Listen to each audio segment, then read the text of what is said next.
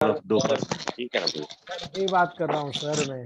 नमस्कार जी sir. Sir, okay sir.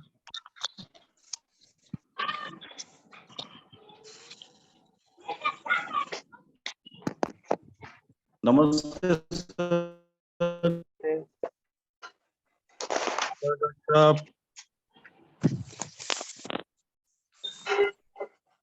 नमस्ते जी sir. नमस्ते। नमस्कार सर। नमस्ते। नमस्कार नमस्कार।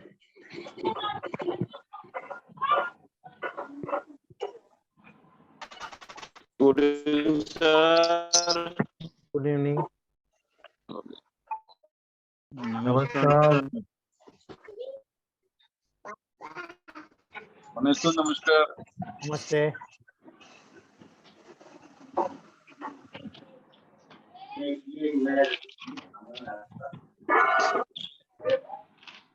नमस्कार डॉक्टर साहब।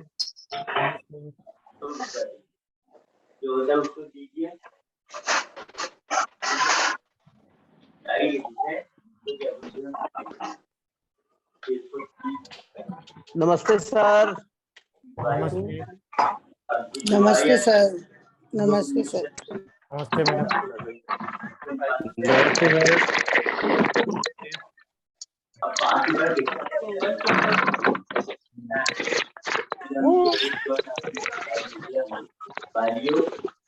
अब हम कहीं दूसरा जाएंगे तो देखिए आपको क्या मानता हूँ आप ये भिखारी जब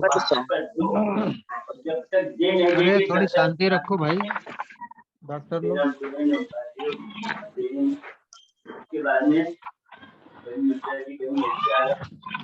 प्लीज म्यूट कर लीजिए सब लोग और वीडियो ऑफ कर दीजिए प्लीज। वीडियो चालू करके रखे हैं वो लोग।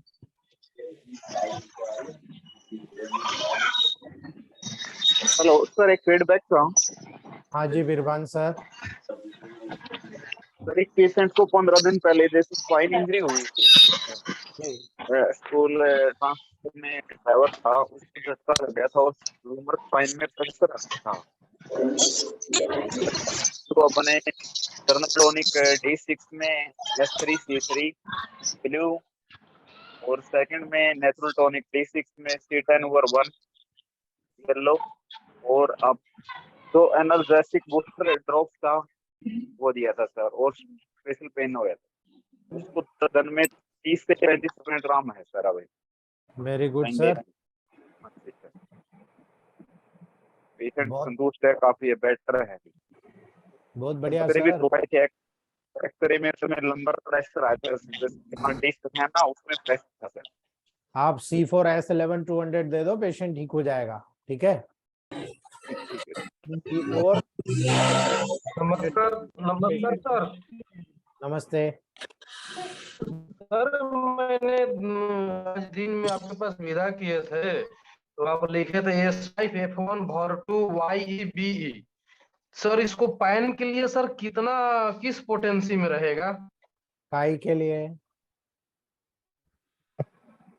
Kidney sir. आप स्टोन में सर आपके पास विदा किए थे तो सर आप डॉक्टर हो ना, इतना भी नहीं जानते हो आप कि पेन के लिए D4 में देना या D5 में देना या D6 में देना? ये भी मैं बताऊं सर आप। मालूम नहीं है इसलिए। D5 सर में नया दो। क्लास सर ज्वाइन किया है ना। D5 में दो आप। D5 में ये हर प्रकार के पेन के लिए ओके मास्टर है, आपको आगे पता चलेगा आपको। नमस्कार सर। ಕೂಡ್ಲಿ ओके ಅದಕ್ಕೆ ಬರ್ಕೊಡ್ರಿ ಅಂದಿದ್ದು नमस्ते। ರೆಕಾರ್ಡಿಂಗ್ ಹಾಕಿಲ್ಲ ಅವ್ಳು ಹೇಳಿದಾಗ नमस्ते सर। ಕೂಡೂರು ಗೇಟ್ ಇಂದ ಬೂದ್ಲಿ. नमस्ते sir. Sir good evening. Good evening Bhubaneswar sir. Sir हाँ जी बोलिए। पेशेंट था अल्सरेटिव कोलाइटिस का। जी उसको सर ब्लडिंग बहुत ज्यादा आ रहा था, लगभग 3-4 बोतल पानी खून चढ़ा चुका था वो। पूरी तरह क्योर हो गया सर। Very good. कितने दिन में क्योर हो गया? 3 months में सर। वेरी गुड सर, बहुत बहुत। ब्लडिंग सर ब्लडिंग 3 दिन में स्टॉप हो गया था पूरी तरह से। 5 to 6 ಕಿಲೋಮೀಟರ್ಸ್ ಆದ್ಮೇಲೆ वेरी गुड। 3 ರೋಡ್ ಬರುತ್ತೆ, ಆ 3 ರೋಡ್ ಅಲ್ಲಿ ಲೆಫ್ಟ್ शुरू करते हैं हम लोग sir. Sir videos not allowed please, Surendra sir, Surendra Mala ji, videos not allowed please close your video. Surendra Malali ji आपका वीडियो क्लोज कीजिए। पता नहीं, समझ में नहीं आता यार क्या। ठीक है दोस्तों, हम लोग स्टार्ट करते हैं। हमारा एक्चुअल में क्या होता है, लोग वीडियो ओपन करके और वीडियो ओपन करते हैं और मूवमेंट करते रहते हैं, तो मेरी आंखों के सामने मूवमेंट होता है, मेरा कंसंट्रेशन भंग होता है। इसलिए मैं आपको कह रहा, आप मुझे देख रहे हो ना, लाइव देखिए, कोई दिक्कत नहीं है आपको, ठीक है। जय मैटी सर, दीपक सर। तो यहाँ पर आप जो लाइव देखते हो ना, मूवमेंट करते हो ना, तो मुझे डिस्टर्बेंस होता है, इसलिए मैं मना करता हूँ कि भाई आप वीडियो मत करिए, ठीक है। याद रखिएगा दोस्तों, जब इलेक्ट्रोहोम्योपैथी की थ्योरी की बात आती है तो थ्योरी के बिलोंग्स आपको बहुत सारी चीजें पता होना चाहिए। हम लोग जब इसको स्टार्ट करते हैं तो स्टार्ट करने के पहले छोटी छोटी बारीकियां जो होती है, फिलोसॉफिकल पॉइंट होते हैं, वो हमें पता होना चाहिए। जब हम फिलोसॉफिकल पॉइंट को स्टडी कर लेंगे तब हमें कोई टेंशन नहीं है, उसके बाद हम स्टार्ट करेंगे। 3 दिन के बाद गुरुवार शुक्रवार से मैं आप लोगों को प्लांट्स पढ़ाना शुरू करूंगा। दोस्तों मैं 4 चीजें आपको बताना चाहता हूं। जो सबसे पहले होता है मेटिस थ्योरी, मैंने कल इंट्रोडक्शन दिया था, आज आपको बताने वाला हूं मेटिस थ्योरी। आज अगर खत्म हो गया तो कल आपको बताने वाला हूं दोस्तों मेटिस डाइल्यूशन थेरेपी, कैसे मेटी जी प्रैक्टिस करते थे, कैसे मेडिसिन बनाते थे, और उसके बाद शुरू करेंगे हम लोग प्लांट्स 1 बाय 1, ठीक है। हम जब प्लांट्स की स्टडी करेंगे तो हमारा नॉलेज आएगा कि प्लांट्स कैसे बिहेवियर करता है। लेकिन बिहेवियर करता है तो आप बताइए कि प्लांट्स को हम लोगों ने क्यों मेडिसिन के लिए चुना है, यानी और भी कुछ चीजें चुन सकते थे, लेकिन मैटी जी ने प्लांट्स को ही क्यों चुना, ये भी चीज आपको याद रखना है। कई बार ऐसा होता था कि जिस समय मैटी जी ने इलेक्ट्रोहोम्योपैथी की रचना की थी दोस्तों, तो जिस प्रकार से होम्योपैथी की रचना हुई थी तब भी कई लोगों ने उसका क्रिटिसिज्म किया था। उसी प्रकार से इलेक्ट्रोहोम्योपैथ को भी बहुत सारे लोगों ने इलेक्ट्रोहोम्योपैथ की थ्योरी को सपोर्ट नहीं किया था, और मैटी जी की थ्योरी को समझने के लिए बहुत सारे सीनियरों ने कोशिश की है दोस्तों, और उन्होंने अपने लेवल पर इसको सपोर्ट किया। लेकिन सबसे बड़ी चीज ये होती है, इलेक्ट्रोहोम्योपैथ जगत ने कभी भी रिसर्च करने की ठानी नहीं। कभी भी इलेक्ट्रोहोम्योपैथ के लोगों ने कभी भी नहीं सोचा कि हम रिसर्च करें, हम ऐसे टेक्निकल पॉइंट्स पे पढ़े। सारे लोग आज भी वही प्रोटोकॉल। सरला मैडम आपको अलग से नहीं करूंगा, वीडियो आप कीजिए, आपका आप मूवमेंट कर रहे हो मेरी आंखों के सामने, म्यूट कीजिए, आपका वीडियो ऑफ कीजिए, ठीक है। याद रखिए दोस्तों, आपको निर्धारित करना पड़ेगा कि मेरी प्रायोरिटी क्या, मैं कैसे इलेक्ट्रोहोम्योपैथ फिजिशियन हूं। आप हमारे सीनियरों से देख लीजिए, सबकी प्रायोरिटी हो गई है कि हम पहले केस को समझते हैं, देन प्रोटोकॉल डिसाइड। हम प्रोटोकॉल नहीं खेलते। हमारे ग्रुप का जितने सीनियर मेंबर्स हैं 900+ डॉक्टर, कोई भी डॉक्टर कभी भी किसी भी ग्रुप में कभी भी प्रोटोकॉल नहीं खेलते। हम लोग खुद हमारे प्रोटोकॉल्स बनाते हैं दोस्तों। इसलिए याद रखना, हम जब टेबल प्रैक्टिस करते हैं तो हमें मालूम होना चाहिए कि यहाँ पर थ्योरी का क्लोजली लिंक है नहीं। जितनी भी बुक्स हैं, मैं आपको सीधा कह रहा हूं, जितनी भी बुक्स हैं रेमेडीज का थ्योरी से कोई भी क्लोजली लिंक नहीं बताती है दोस्तों, याद रख लेना। जितनी भी रेमेडीज इलेक्ट्रोहोम्योपैथ का थ्योरी से क्लोजली लिंक नहीं बताती है दोस्तों, और इसी कारण से उसका कोई मानक निश्चित नहीं हो पाया इलेक्ट्रोहोम्योपैथ में। लेकिन हम जितने धीरे धीरे डेवलपमेंट होते जा रहे हैं, हमारा जो सेमिनार होता जा रहा है, हमारे जो पर्टिकुलर प्रोटोकॉल्स तैयार होते जा रहे हैं, केमिकल बेसिस तैयार होते जा रहे हैं दोस्तों, तो यहाँ पर इलेक्ट्रोहोम्योपैथ रेमेडीज की एफिकेसी यानी उसके प्रभाव को आसानी से प्रदर्शित करते हुए देख रहे हैं। हमारे कई नए मेंबर्स हैं जो पर्टिकुलर प्रोटोकॉल डिसाइड करते हैं। देखिए, फीडबैक आप ही लोग बना रहे हैं, ठीक है, मेडिसिन आप ही बना रहे हैं, हमारे प्रोटोकॉल्स हमारे ग्रुप के, हमारे ईच फैमिली की देन है। आपने प्रूफ किए इसलिए वो प्रूफ हो रहे हैं दोस्तों। इसलिए बहुत आसान नहीं है दोस्तों मैटी जी की थ्योरी को प्रूफ करना, ठीक है, बहुत आसान नहीं है, क्योंकि मैटी जी ने तो बहुत सिंपलेस्ट फॉर्म में आपको दे दिया, ठीक है, लेकिन उसको किसी ने साइंटिफिक वे में अप्रोच ही नहीं पैदा करा। अगर साइंटिफिक वे में अप्रोच पैदा कर लेते हैं दोस्तों, हमारे जैसे लोग अगर उस समय आ जाते हैं और अगर साइंटिफिक वे में आ जाते हैं, तो दोस्तों आज शायद इलेक्ट्रोहोम्योपैथ की दुर्गति नहीं होती। इसीलिए दोस्तों आपको समझने की जरूरत है कि जब भी आप इलेक्ट्रोहोम्योपैथ की बात करेंगे, जानने की सीखने की बात करेंगे, तो सबसे पहले ये जानिए आपकी ह्यूमन बॉडी का क्या डिपेंडेंसी है दोस्तों। यानी आप एक प्लांट की बॉडी को स्टडी कीजिए, एक आप ह्यूमन बॉडी को स्टडी करिए, आपको डिफरेंशिएशन समझ में आ जाएगा कि क्यों हम लोग प्लांट के लेवल पर मेडिसिन को यूज कर रहे हैं, क्यों हम यहाँ पर ह्यूमन बॉडी के लेवल पर इसको एक दूसरे से टैली करते हैं और टैली करके मेडिसिन का सिलेक्शन करते हैं। हमें क्लियर इंडिकेशन हो जाएगा दोस्तों। क्लियर इंडिकेशन ये हो जाएगा कि फिजियोलॉजी, एनाटॉमी, पैथोलॉजी का बहुत बड़ा महत्व आपको समझ में आ जाएगा कि जब भी एज की मेडिसिन को आप सिलेक्ट करेंगे, उसके सिलेक्शन करने के बाद जब मेडिसिन का आप रिजल्ट लेने की कोशिश करेंगे तो पहले आपको ये देखना पड़ेगा उसकी फिजियोलॉजिकल बैकग्राउंड क्या है, क्योंकि रेमेडी है। और रेमेडी है तो आप ये बताइए ऑर्गन पे काम करिए तो कैसे काम करेगी, आपको पता है? अगर नहीं पता है तो फिर आप प्रोटोकॉल खेलिए, कोई दिक्कत नहीं है। लेकिन आप सक्सेस पॉइंट पे नहीं आएंगे, एक समय के बाद आपको रिजल्ट मिलना बंद हो जाएगा। कई डॉक्टर कहते हैं कि सर हम तो कोई भी मेडिसिन दे देते हैं, रिजल्ट मिलता है। क्यों मिलता है भाई? आपने कभी गौर किया क्यों मिलता है? इसीलिए मैं कह रहा हूं आपको समझना जरूरी है, हमें यह जानना जरूरी है कि ह्यूमन बॉडी काम कैसे करती है। अगर ह्यूमन बॉडी के काम को समझ गए तो फिलोसॉफिकल पॉइंट पे आपको क्लियर हो जाएगा कि हमारी तो मेटी जी ने ऑर्गन्स की रेमेडी दी है। आज मैं इस मेटाबॉलिक डिसऑर्डर को प्रूव करके बताने वाला हूं। मेटी जी की बात को प्रूव करके बताने वाला हूं कि मेटी जी ने उस समय बिल्कुल शॉर्ट एंड स्वीट सीधा आपको बता दिया था, लेकिन आप और हम पीछे रह गए। क्या करें? ठीक है, मेटी जी अगर 5 साल और जिंदा रहते तो शायद मैं मानता हूं वर्ल्ड की नंबर 1 पैथी होती इलेक्ट्रोमोपैथी दोस्तों, क्योंकि बहुत करीब पहुंच चुके थे वो। बहुत सारी चीजों को उन्होंने यूनिवर्सली बहुत इजीली सेलेक्ट कर दिया था दोस्तों। इसीलिए हमें छोटी सी छोटी बातें समझने की कोशिश करना है दोस्तों।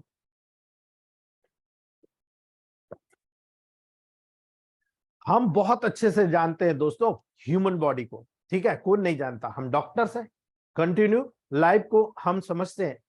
हम ये मानते हैं कि हम इसी धरती पे पैदा हुए, इसी धरती पे खत्म हो जाएंगे। आप बहुत अच्छे से जानते हो दोस्तों। लेकिन आपको ये भी याद रखना है दोस्तों कि जब हम इस धरती से पैदा होते हैं, सॉइल और एटमॉस्फेयर के ऊपर डिपेंड रहते हैं। ठीक है, हमें यह भी समझना पड़ेगा दोस्तों कि मेन ग्राउंड की डस्ट के रूप में रिप्रेजेंट करता है, और ईश्वर ने आपको बनाया जो एयर या ब्रीथ के द्वारा वाइटलाइज होकर आपको बनाया, तो प्लांट को भी ईश्वर ने बनाया। ठीक है, बॉडी को अपनी वाइटलिटी को रिटेन करने के लिए, साथ में अपने डेवलपमेंट के लिए दोस्तों, वहां पर एलिमेंट अर्थ के द्वारा, ठीक है, जितने भी एलिमेंट्स होंगे आपके अर्थ के द्वारा सप्लाई होता है। वो कई चेंजेस से गुजरकर आपके पास आते हैं दोस्तों। ठीक है, कई चेंजेस। आपने बीज लगाया, किसान ने बीज लगाया, बीज लगाने के बाद धीरे धीरे पानी देकर, दवाई देकर उसको डेवलप किया, डेवलप करने के बाद अन्न के रूप में आपके पास पहुंचाया। तो कितने चेंजेस हुए उसमें। इसीलिए वेजिटेशन डिफरेंट प्रकार के संसाधनों से गुजर कर दोस्तों आपके पास आया। और जब आपके पास आया एटमॉस्फेयर के, तो किस रूप में आया? आपने कहा साहब ये ऑर्गेनिक है, आपने कहा साहब ये इनऑर्गेनिक है। ठीक है, ऑर्गेनिक इनऑर्गेनिक कई प्रकार से बदलकर फार्मर के द्वारा, फूड के द्वारा आपके पास आया दोस्तों। ठीक है, आप देखो लोअर एनिमल्स के माध्यम से भी आप देखो ये चीज आप देखते हो। कोई लोग वेजिटेरियन होते हैं, कोई नॉन वेजिटेरियन होता है, उसका लगातार उपयोग करते रहते हैं दोस्तों। इसीलिए वेजिटेबल या एनिमल फूड जब मेन के मुंह में आता है दोस्तों, तो उसमें ट्रांसफॉर्मेशन की एक प्रोसेस होती है जो हमारे जिंदा रहने के लिए आवश्यक होती है, हमारे सारे फंक्शंस को यहाँ पर पूर्ण करती है। अगर मैं आपसे एक क्वेश्चन पूछूं, क्या गारंटी आप जिंदा हो? आप उसका जवाब क्या दोगे? हम जिंदा है इसका सबूत ये हम खा रहे हैं, हम पी रहे हैं, हम ग्रोथ कर रहे हैं, हम वहां पर अच्छी चीज को अडॉप्ट करके वेस्टेज मटेरियल को एक्सक्रीट कर रहे हैं, हम ब्रीथ कर रहे हैं, हमारा हार्ट धड़क रहा। ये सबूत होता है कि हाँ हम जिंदा है दोस्तों। इसीलिए याद रखना, जब आप जिंदा हो तो ये बताओ आपके शरीर में काम कैसा हो रहा है। अगर काम आपको पता लग गया तो प्लांट के शरीर में भी काम उसी प्रकार से होता है, वो आपको पता लग जाएगा। आपको ये क्लियर हो जाएगा कि जिस प्रकार प्लांट में एक्सट्रैक्ट निकाल रहे हो, तो वो करीब करीब विटामिन, एंजाइम्स और हार्मोन का भी रोल उसमें है, तो हमारी बॉडी में भी है रोल। इसीलिए आपको याद रखना है कि जब फिजियोलॉजिकल प्रोसेस का आप बेसिक देखते हो, तो बेसिक साइंस होता है मेटाबॉलिक डिसऑर्डर का आपका डाइजेस्टिव ट्रैक्ट। यानी कोई भी व्यक्ति को जिंदा रहना है और उसको अपने बॉडी को डेवलप करना है, इस एटमॉस्फेयर, उस एटमॉस्फेयर, किसी भी एटमॉस्फेयर पे, तो वहां पर उसको बहुत सारी चीजों का आपको देखने को मिलेगा, बहुत सारा साइंस वहां पर आपको समझने को मिलेगा। जब आप खाना खाते हो, और खाना खाते हो दोस्तों तो क्या करते हो? ठीक है, आप फ्यूचर में यूज करने के लिए डबल प्रोसेस के माध्यम से उसको प्रिपेयर करते हो दोस्तों। इसका मतलब होता है जब भी खाना आपके पास आया, कच्चा मटेरियल आया, आपने उसको बॉईल किया, सब्जी बनाई, रोटी बनाई, फ्रूट्स लिया आपने, ठीक है, उसको आप जब मुंह में लेते हो तो मैस्टिकेशन करते हो, और मैस्टिकेशन से छोटे छोटे टुकड़ों में तोड़ते हो। मत तोड़ो, ऐसे ही खा जाओ, देखो क्या होता है। ठीक है, तो याद रखना, जब आप छोटे छोटे टुकड़ों में तोड़ते हो तो क्यों तोड़ते हो भाई? क्योंकि वो सिंपलेस्ट फॉर्म में वहां पर यूज हो आपके मेटाबॉलिक प्रोसेस को बैलेंस करे। लेकिन जब आपके मेटाबॉलिक प्रोसेस प्रॉपरली नहीं होगी, डेफिनेटली मेटाबॉलिक डिसऑर्डर डेवलप हो जाएगा। यानी आप कहते हो ना भाई तुम खाना कितनी देर में खाते हो, बोले सर मेरे को जल्दी रहती, मैं 10 मिनट में खा के निकल लेता हूँ। क्यों? आप खड़ा का खड़ा खाना निगल जाते हो, जो पचता नहीं है, आगे जाकर मेटाबॉलिक डिसऑर्डर में कन्वर्ट हो जाता है। आप समझ रहे हो इस चीज को? याद रखना। इसीलिए याद रखना दोस्तों, आपकी पैरोटिड, सब मैक्सिलरी, सब ग्लैंडुलर, जितनी भी सब लिंगुअल ग्लैंड होती है, उसके द्वारा निकलने वाला जो कलरलेस फूड होता है दोस्तों, जो सिक्रेशन होता है, वो यहाँ पर मिलता है। और इसका मेन काम लुब्रिकेशन से जुड़ा होता है। ये फ्लूइड जितने भी फूड के पार्टिकल्स हो दोस्तों, उसको वहां पर अलग नहीं करता है, अपितु जितने भी डाइजेस्टिव फ्लूइड्स होते हैं उनके द्वारा एक्ट करने लायक बनाता है। इसलिए ये सारी प्रोसेसेस वहां पर हमको देखने को मिलती है। इसी के कारण दोस्तों लुब्रिकेशन होता है, और यही लुब्रिकेशन होकर दोस्तों निगलने की, स्वलिंग के प्रोसेस के माध्यम से आपके पर्टिकुलर स्टमक में जाता है, और फूड के जितने भी स्टार्ची एलिमेंट्स होते हैं उसमें केमिकल चेंजेस उत्पन्न कर देता है। ठीक है, और ये स्पेशली सुगरित सब्सटेंसेस में कन्वर्ट हो जाता है। ये मैटी जी ने उसी समय बता दिया था। ठीक है, यानी यहां से जो प्रोसेस शुरू करी है आपने माउथ के माध्यम से, तो यहां से निगलने तक की ये प्रोसेस आपको मैंने बताई कि यहाँ पर सलाइवरी ग्लैंड का जो सिक्रेशन मिलता है, पर्टिकुलरली डाइजेस्टिव प्रोसेस के लेवल पर, जूसेस को इतना सॉफ्ट बना देता है फूड को कि वो धीरे से निकलकर आपके स्टमक में आ जाए। और जब स्टमक में आ जाएगा तो क्या होगा दोस्तों, ये प्राइमरी फंक्शन होता है। और जो प्राइमरी डाइजेस्टिव फंक्शंस होते हैं ये प्रमोट करता है दोस्तों, और ये प्रमोशन होता है आपके प्रॉपर डाइजेशन के लेवल पर। और इसीलिए याद रखिएगा, इस प्राइमरी, सर आप वीडियो आप कीजिए ना, Oppo F54, Deepika Malhotra ma'am, videos not allowed, please close your video, you can moving on my eyes. आप लोगों को मैं कितना क्लियर बोल रहा हूं, आप लोग बंद कीजिए ना भाई, स्विच आप कीजिए ना वीडियो, मैं दिख रहा हूं ना आपको, ऐसा तो नहीं आप सबको दिखाना चाहते हो अपने आप को। याद रखिएगा, इस प्राइमरी डाइजेस्टिव प्रोसेस से गुजरने के बाद आप देखिए फूड स्टमक में ट्रांसफर हो गया, और स्टमक में जाने के बाद में मैं मेटाबॉलिक डिसऑर्डर की बात कर रहा हूं दोस्तों, जो आज की सबसे बड़ी समस्या है। इस लंबी पाउच में आप देखिए कितने समय तक गैस्ट्रिक जूस में फूड पड़ा रहता है दोस्तों। ठीक है, 3 घंटे तक डायरेक्टली यहाँ पर डाइजेस्टिव जूसेस वहां पर मिलते रहते हैं, स्लाइडली विस्टुड फूड होता है जिसको हम गैस्ट्रिक जूस कहते हैं दोस्तों। ठीक है, ये फूड के जितने भी नाइट्रोजनस भाग होता है उस पर प्रबल प्रभाव रखता है, सबसे स्ट्रॉन्ग इफेक्ट रखता है दोस्तों। न केवल उन पदार्थ को डिसॉल्व कर देता है, बल्कि वहां पर पेप्टोन्स नामक जो सब्सटेंसेस होता है उसमें कन्वर्ट कर देता है दोस्तों। ठीक है, जितना भी एल्बुमिनेट्स होते हैं उसका महत्वपूर्ण भाग न केवल पेप्टोनाइज हो जाता है, अपितु जितने भी सिंपलेस्ट फॉर्म होते हैं आपके डाइजेस्टिव फूड्स के, उसमें वो कन्वर्ट कर देता है, ट्रांसफॉर्म कर देता है। इसीलिए याद रखना दोस्तों, अगर मान लीजिए गैस्ट्रिक जूस का सिक्रेशन प्रभावित हो गया, बहुत ज्यादा पेप्टोन्स बना, तो देखो दोस्तों म्यूकस मेम्ब्रेन के द्वारा आसानी के साथ अब्सॉर्ब कर लिया जाएगा। बाकी का जितना भी बचा हुआ सेमीसोलिड फ्लूइड मास होता है वो फैटी मैटर होता है दोस्तों, जो स्टमक का डाइजेस्ट नहीं होता है, वो धीरे से इंटेस्टाइन में डिसॉल्व कर दिया जाता है, भेज दिया जाता है, स्मॉल इंटेस्टाइन में पहुंचा दिया जाता है। तो ये जितनी भी नॉर्मल प्रोसेसेस होती है आप देख रहे हो दोस्तों, यहाँ पर आप देख रहे हो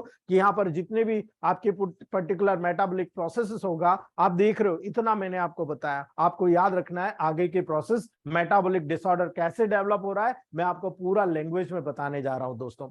यहां से जब मटेरियल आया आगे की तरफ आया तो एसिड चाइम के रूप में आएगा। एसिड गैस्ट्रिक जूस में क्या होता है, हाइड्रोक्लोरिक एसिड होता है। ठीक है, ये एसिड चाइम के रूप में आया। यहां पर आपका लीवर होगा, ठीक है, यहां पर लीवर है आपका, ठीक है, यहां पर आपका गाल ब्लैडर है, लीवर और गाल ब्लैडर के दोनों डक्ट, यहां पर आपका पेनक्रियास है, ये पेनक्रेटिक डक्ट, ठीक है, यहां पर कॉमनली मिलकर यहां पर आपके कॉमन बाइल डक्ट के माध्यम से दोस्तों ओपन होता है। तो यहां पर लीवर, आपका इंटेस्टाइन और पेनक्रियास के जूसेस यहां पर डिओडिनम में मिलते हैं और इंटेस्टाइनल लेवल पर दोस्तों पूरे डाइजेशन के प्रोसेस को मेंटेन करते हैं। लेकिन आपको यहां पर याद रखना है दोस्तों, जब डाइजेशन की प्रोसेस मेंटेन होगी, अगर मान लीजिए आपने जल्दी जल्दी खाना खाया, ठीक है, अब जल्दी जल्दी खाना खाया तो दांत ने क्या प्रॉपर पचाया?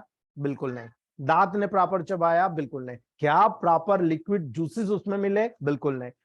स्टमक के पास आया, अब स्टमक को आपने आधा पचा माल दिया है, आधा पचा अनएब्जॉर्ब, ठीक है। अब ऐसी कंडीशन में स्टमक में क्या होगा, बहुत ज्यादा एसिड कंटेंट वहां पर उसको दबाने के लिए प्रोसेस होगा, बहुत ज्यादा एसिड चाइम बनेगा, और जब एसिड चाइम आएगा उसको न्यूट्रलाइज करने के लिए लीवर का बाइल जूस, पेनकेस का पेनकेटिक जूस, इंटेस्टाइन का इंटेस्टाइनल जूस सीक्रेट होगा। एक समय तक तो वो कंट्रोल करेगा, एक समय तक बॉडी कंट्रोल करती है, लड़ती है, लेकिन एक समय बाद क्या कंट्रोल कर पाएगा? Of course not. उस कंडीशन में क्या होगा दोस्तों, जब वहां पर किसी भी प्रकार से उस पर्टिकुलर फूड पार्टिकल को डाइजेस्ट नहीं कर पाएगा तो स्टमक भी कहेगा चल आगे बढ़, ठीक है, वो वहां से उसको आगे कर देगा। अब जब आगे गया तो कहां गया दोस्तों? अब आपको पता है अनडाइजेस्टेड फूड पार्टिकल जब यहाँ आया, इंटेस्टाइन के लेवल पर आया, तो अब याद रखिएगा स्मॉल इंटेस्टाइन और लार्ज इंटेस्टाइन दो अलग अलग पार्ट होते हैं, ठीक है।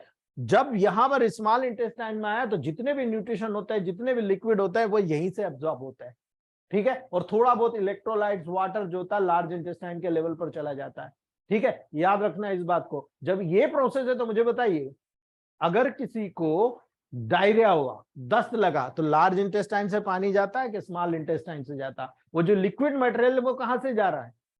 अगर आप समझ गए, प्रोटोकॉल तय हो जाएगा आपका, ठीक है। याद रखना स्मॉल इंटेस्टाइन से जाता है, क्योंकि लार्ज इंटेस्टाइन में इतना मतलब पर्टिकुलर मटेरियल होता ही नहीं है इतने, क्योंकि सबसे बॉडी का लार्जेस्ट और हीटेड पार्ट क्या होता है? लार्ज इंटेस्टाइन होता है। अब जब लार्ज इंटेस्टाइन इतना हीटेड पार्ट है, वहां इतना वाटर होता नहीं। अगर वाटर होगा नहीं तो जाएगा कैसे दोस्तों? बिल्कुल नहीं जाएगा। इसलिए याद रखना, यहाँ पर स्मॉल इंटेस्टाइन में छोटी छोटी विलाइज होती है, lacteals, Brunner glands, gastric glands, मतलब सॉरी आपके गॉबलेट ग्लैंड्स, बहुत सारी ग्लैंड्स होती है जो लुब्रिकेशन सिक्रेट करती है, और वहां से छोटी छोटी माइक्रोविलाइज होती है जो न्यूट्रिटिव मटेरियल को एब्जॉर्ब करती है, और एब्जॉर्ब करके पोर्टल सिस्टम के माध्यम से लीवर में भेजकर एनाबॉलिक कैटाबॉलिक प्रोसेस के लेवल को जनरेट करती है। तो जब यहां से एब्जॉर्प्शन हो रहा है, और एब्जॉर्प्शन होकर पर्टिकुलरली आपके इंटेस्टाइन से ब्लड सर्कुलेशन से लीवर में गया, लीवर कर तैयार करेगा कि भाई मुझे इस चीज को आपके बॉडी में रखना है, ये मुझे नहीं रखना है, ठीक है। ये लीवर का काम है, उसको बोलते हैं प्रोसेसर। लीवर एक प्रोसेसर होता है, और प्रोसेसर होकर दोस्तों पर्टिकुलरली वो काम करता है। वो काम क्या कर रहा है? वो ये काम करता है कि आपको कितना न्यूट्रिशन की जरूरत है, जितना आपको न्यूट्रिशन की जरूरत है उतना सारा न्यूट्रिशन आपको ले लिएगा, एब्जॉर्ब हो जाएगा, और एब्जॉर्ब होने के बाद में आप जितना काम कराना उतना कर सकते हो, ठीक है। लेकिन जो चीज लीवर को लगती है कि नहीं ये टॉक्सिक मटेरियल है, ये आपके काम का नहीं है, लीवर उसको तोड़ देगा, यानी कैटाबॉलिक प्रोसेस करेगा, और कैटाबॉलिक प्रोसेस करके तोड़कर मेटाबॉलिक वेस्ट बनाकर उसको बाहर निकाल देगा। लेकिन ये क्यों मैं बता रहा हूं दोस्तों? अगर मैं ये बता रहा हूं तो इसको समझने की आपको जरूरत है दोस्तों। जब आप यहाँ पर देखा कि यहाँ पर डाइजेस्टिव प्रोडक्ट आ रहे हैं, तो यहाँ पर लैक्टियल्स होता है, ठीक है, जो जितने भी चेंज फूड होते हैं, जो चाइल होता है, जो एब्जॉर्ब होता है दोस्तों, उसको एब्जॉर्प्शन सिस्टम या लिम्फेटिक पार्ट जो होता है वहां से एब्जॉर्ब कर लिया जाता है, और बॉडी के बनावट के ऊपर डिपेंड करता है। जितनी भी लिम्फेटिक चैनल्स होती है, ये लिम्फेटिक चैनल्स न्यूट्रिशन को अडॉप्ट कर लेती है दोस्तों, वहां पर लिम्फ के रूप में वो पाया जाएगा। और यही कारण है दोस्तों, आपको याद रखना, सुपरफिशियल और डीप सेट यहाँ पर अरेंज रहेगा, और उसी के माध्यम से सारा प्रोसेसेस आप देखते हो। अगर किसी को ग्रॉइन रीजन में, एक्सिलरी रीजन में लिम्फ नोड का एनलार्जमेंट हो जाता है, एब्डोमेन में देखो आप, एक्सिला में देखो, किस चीज में ब्लॉकेज हो रहा है? लिम्फ में हो रहा है। मैं लिंक भी आपको बताते जा रहा हूं दोस्तों। जब यहां से एब्जॉर्प्शन हुआ, और एब्जॉर्प्शन होकर जितना भी मटेरियल है वहां पर एब्जॉर्प्शन होकर लीवर में चला गया, एनाबॉलिक कैटाबॉलिक प्रोसेस हुई। लेकिन यहां मैंने बताया ये नॉर्मल प्रोसेस में होता है, लेकिन यहां मैंने बताया कि भाई फूड पार्टिकल्स आए, अनडाइजेस्टेड है। अब अगर अनडाइजेस्टेड फूड पार्टिकल है तो क्या यहाँ पर पेनक्रियास से इंसुलिन सिक्रीट होगा? ठीक है, चलो सिक्रीट हो गया, हम मान लीजिए इंसुलिन सिक्रीट हो गया, ठीक है। इंसुलिन चाबी है दोस्तों, याद रख लेना, इंसुलिन चाबी है। जब लीवर के पास ये एनाबॉलिक कैटाबॉलिक प्रोसेस के ले गया, लीवर ने इंसुलिन ग्रोथ फैक्टर को निकाला और पेनक्रियास की तरफ भेज दिया कि जाओ, मैं जब तक यहाँ प्रोसेस कर रहा हूँ एनाबॉलिक कैटाबॉलिक की, तुम यहाँ पर जाकर पेनक्रियास को बोलो कि तुम्हारे दो पार्ट है, एक पार्ट है एक्सोक्राइन पार्ट जो डाइजेस्टिव ट्रैक में भाग ले रहा है, यानी आपके डाइजेशन को परफेक्ट करने का काम कर रहा है। आप यहाँ पर जूसेस बनाओ और एसिड चाइम को न्यूट्रलाइज करो, ताकि यहाँ पर आसानी के साथ उस फूड पार्टिकल्स को न्यूट्रलाइज किया जा सके, और न्यूट्रल करके जितना भी एब्जॉर्प्शन किया जा सके और वेस्टेज मटेरियल को बाहर निकाला जा सके, ये पूरी प्रोसेस होती है।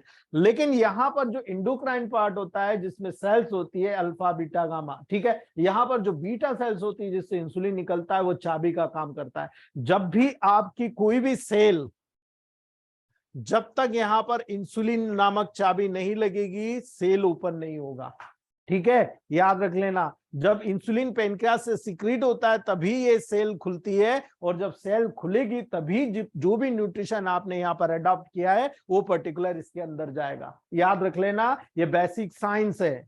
ठीक है, यानी आपका सेल्स का न्यूट्रिशन होना इंसुलिन के ऊपर डिपेंड करता है। यदि आपके सेल में इंसुलिन की कमी होने लग गई या आपको पर्टिकुलर कई कारण होते हैं, जैसे डायबिटीज में आप देखते हो इंसुलिन सिक्रीट हो रहा है लेकिन सेल उपयोगी नहीं कर पा रही।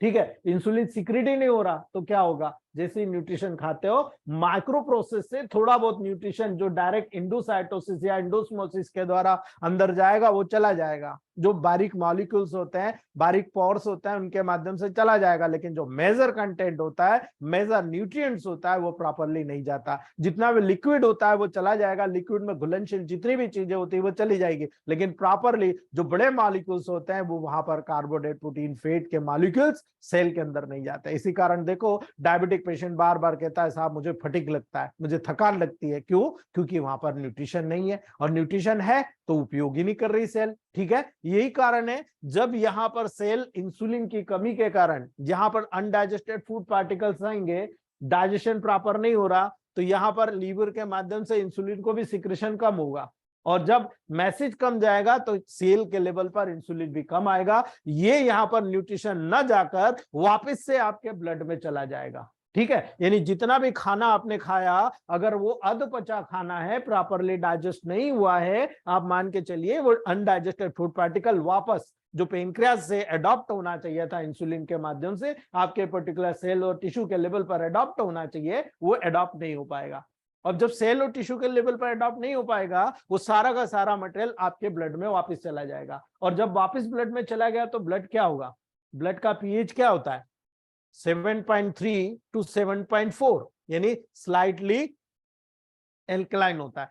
अब ऐसी कंडीशन में दोस्तों याद रखना, जब ये कंटेंट 7.3 7.4 के लगभग हो रहा है दोस्तों, तो ऐसी कंटेंट में जब ब्लड गाढ़ा होगा तो गाढ़ा होकर एसिडिटी बढ़ेगी या नहीं बढ़ेगी, विस्कोसिटी बढ़ेगी या नहीं बढ़ेगी, उसकी वेलोसिटी क्या होगी, एक ब्लड वेसल्स के लेवल पर उसके जो बहने की क्षमता वो प्रभावित होगी या नहीं होगी, ऑफ कोर्स होगी।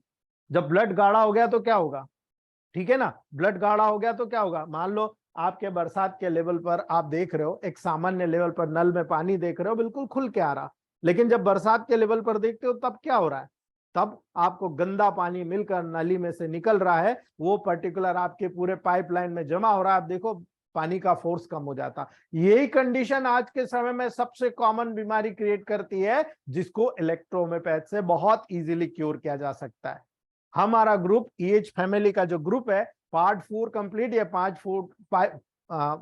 5 की, यानी हमारे 5th बैच की 2nd डे की क्लास है, और यही से शुरुआत हम लोग करते हैं कि मेन प्रॉब्लम आज के समय में ये है।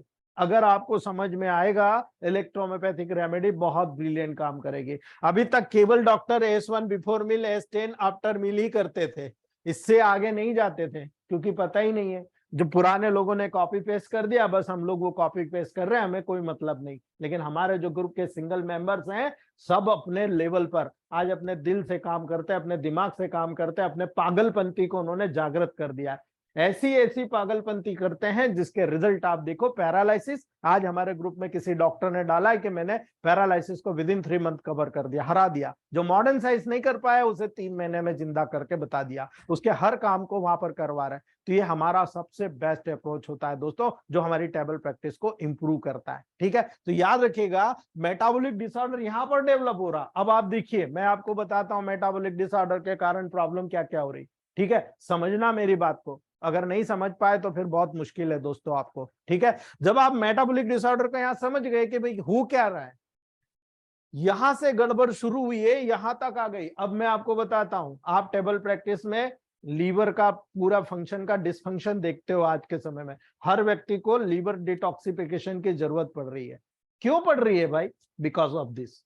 ठीक है, हम अपने पांव पे कुल्हाड़ी हम ही मार रहे हैं, बायोलॉजिकल क्लॉक को मेंटेन ही नहीं कर रहे, ना ढंग से उठ रहे, ना सो रहे टाइम पे, बिल्कुल मोबाइल देखो 24 घंटे मोबाइल, लैपटॉप देखो गोदी में रख के लैपटॉप चला रहे, टीवी देख रहे हैं। ठीक है, आप रात में देर तक जाग रहे हो, सुबह जल्दी उठ रहे हो, टेंशन, एंजाइटी, बहुत ज्यादा डिप्रेशन। ठीक है, और दूसरी बात, आप न तो ढंग से टाइम पे खाना खा पा रहे हो, और कई बार ऐसा होता है स्किप करके स्कूल भाग रहे हो, ऑफिस भाग रहे हो, खाना टाइम पे नहीं खा रहे हो। रोजाना आपको जिस टाइम पे फिक्स खाना खाना वो खा नहीं रहे, यानी आपने बहुत सारी डिफरेंसेस पैदा कर लिए। वो डिफरेंसेस सीधा मेटाबॉलिक डिसऑर्डर को क्रिएट कर रहा है। देखो टमी निकल आई, एप्पल लाइक आपको जैसे 9 मंथ की प्रेगनेंसी है, इस प्रकार से आपका पूरा प्रोसेस डेवलप हो गया है बिकॉज ऑफ दिस। याद रखना। अब यहां से आगे देखो, जब यहां से ये कंडीशन डेवलप हो रही तो आप मुझे बताओ हाइपोथायराइड क्यों डेवलप हो रहा है इतना? भाई पहले तो हमने कभी नहीं सुना, ठीक है, कितने लोगों ने सुना? डायबिटीज डेवलप हो गई, यही से तो डायबिटीज डेवलप हो रही है, ठीक है। बताता हूं कैसे। आप देखो हाइपरटेंशन हो गया, कहां से डेवलप हो रहा है? यहीं से हो रहा है। आप देखो लीवर की सजा किसको मिल रही? किडनी फेलियर के लिए। प्रॉब्लम कहाँ है? लीवर में। सजा कौन भुगत रहा? किडनी। ट्रीटमेंट आप किसके पीछे भाग रहे हो? किडनी के पीछे। आप लीवर को ठीक कर रहे हो? नहीं कर रहे हो, तो फिर किडनी के पीछे क्यों भाग रहे हो? लीवर के वजह से तो किडनी डैमेज हुई है, ठीक है।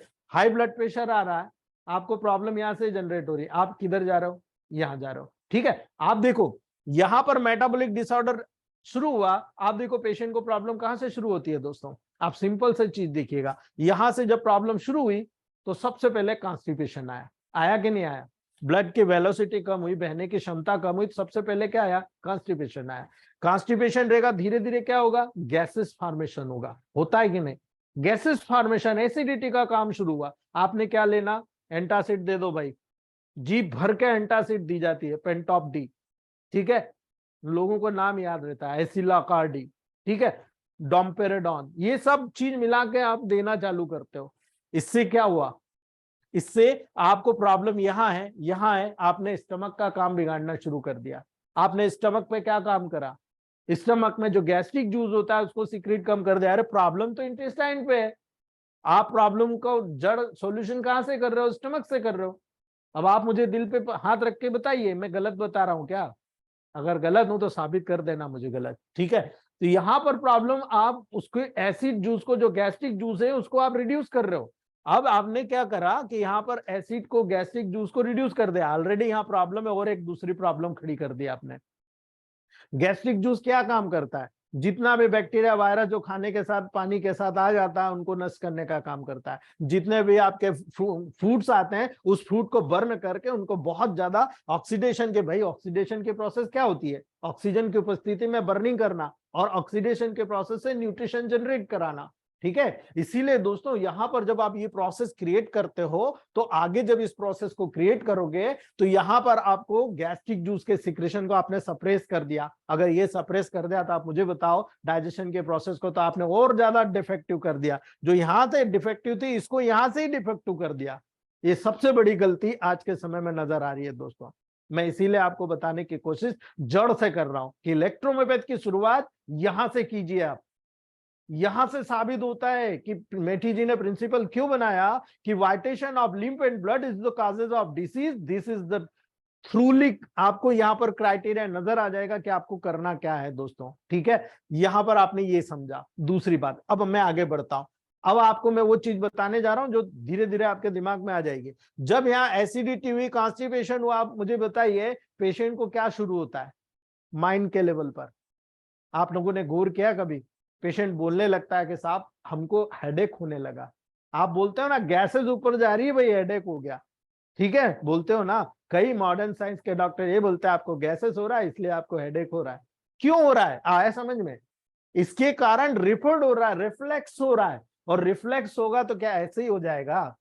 वेगस नर्व सबसे पहले अफेक्टेड हो रही है। वेगस नर्व का सीधा कांटेक्ट आपके इंटेस्टाइन से, आपके स्टमक से, आपके हार्ट से, ठीक है। इसीलिए जितना भी कंडीशंस आपको नजर आ रहा है, ये सारी की सारी कंडीशन आपको लिंक करती है पर्टिकुलर एरिया।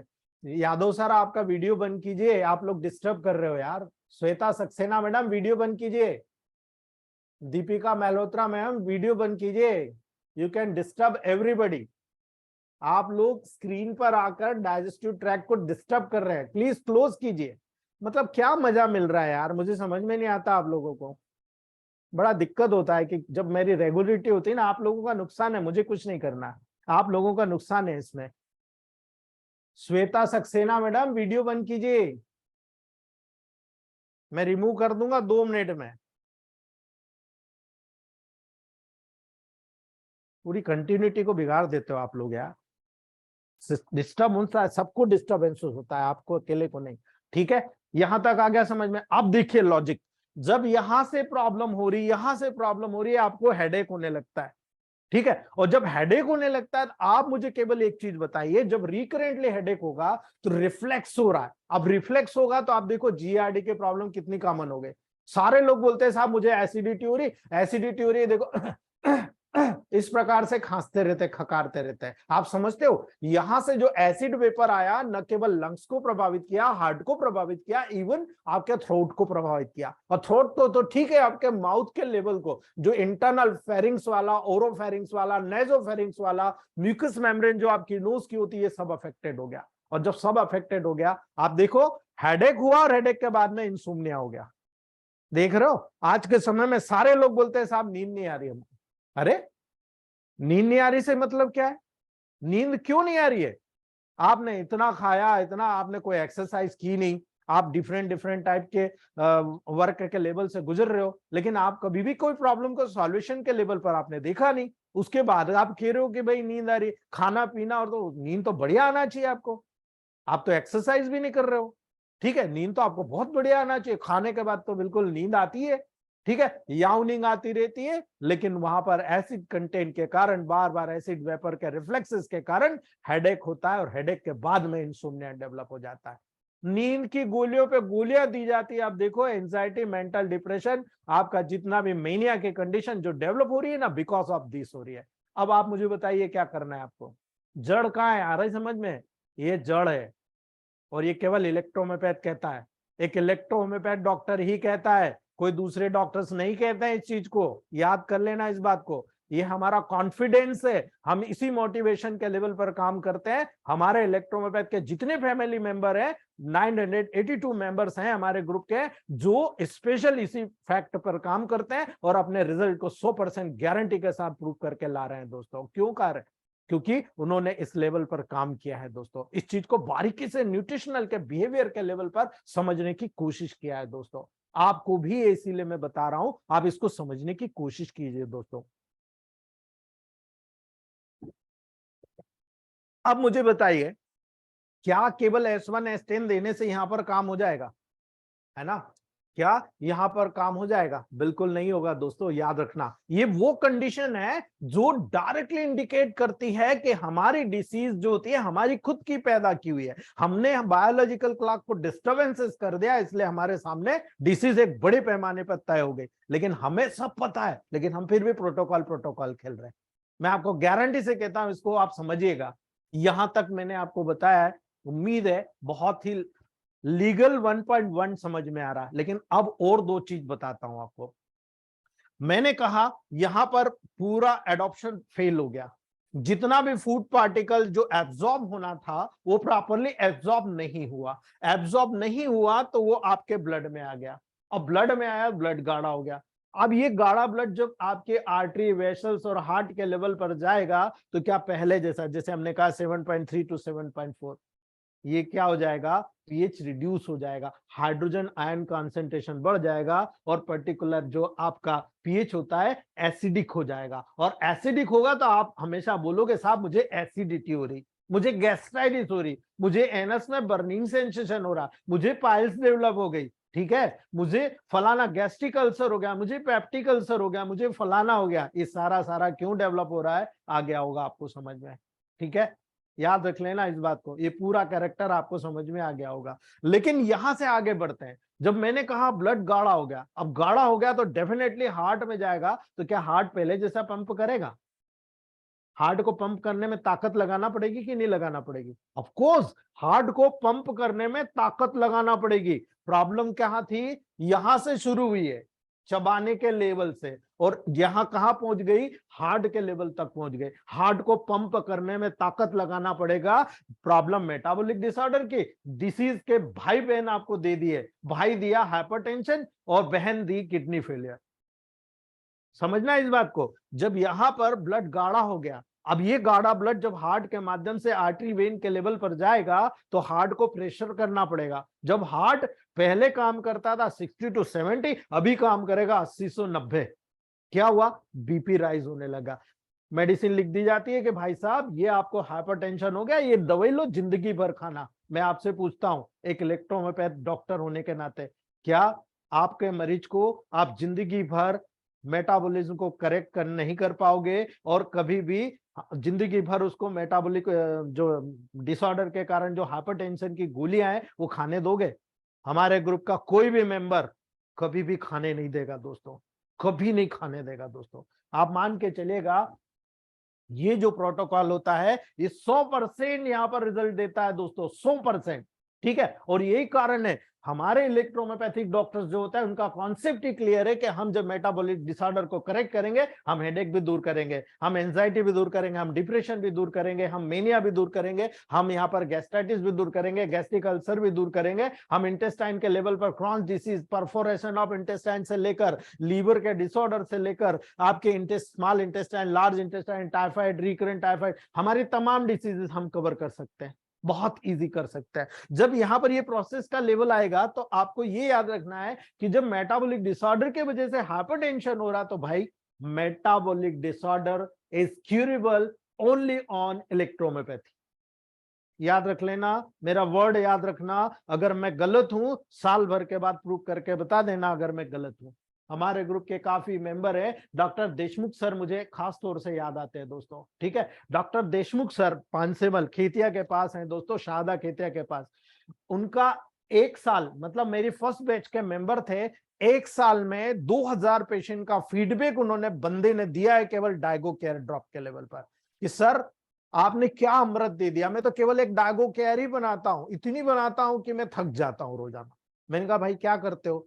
तो बोले किस चीज में करते हो? तो बोले मैं आपको फीडबैक देता हूं। ग्रुप में डाला था उन्होंने कि sir I have cure more than 2000 patient in this year, this is my number, patients number.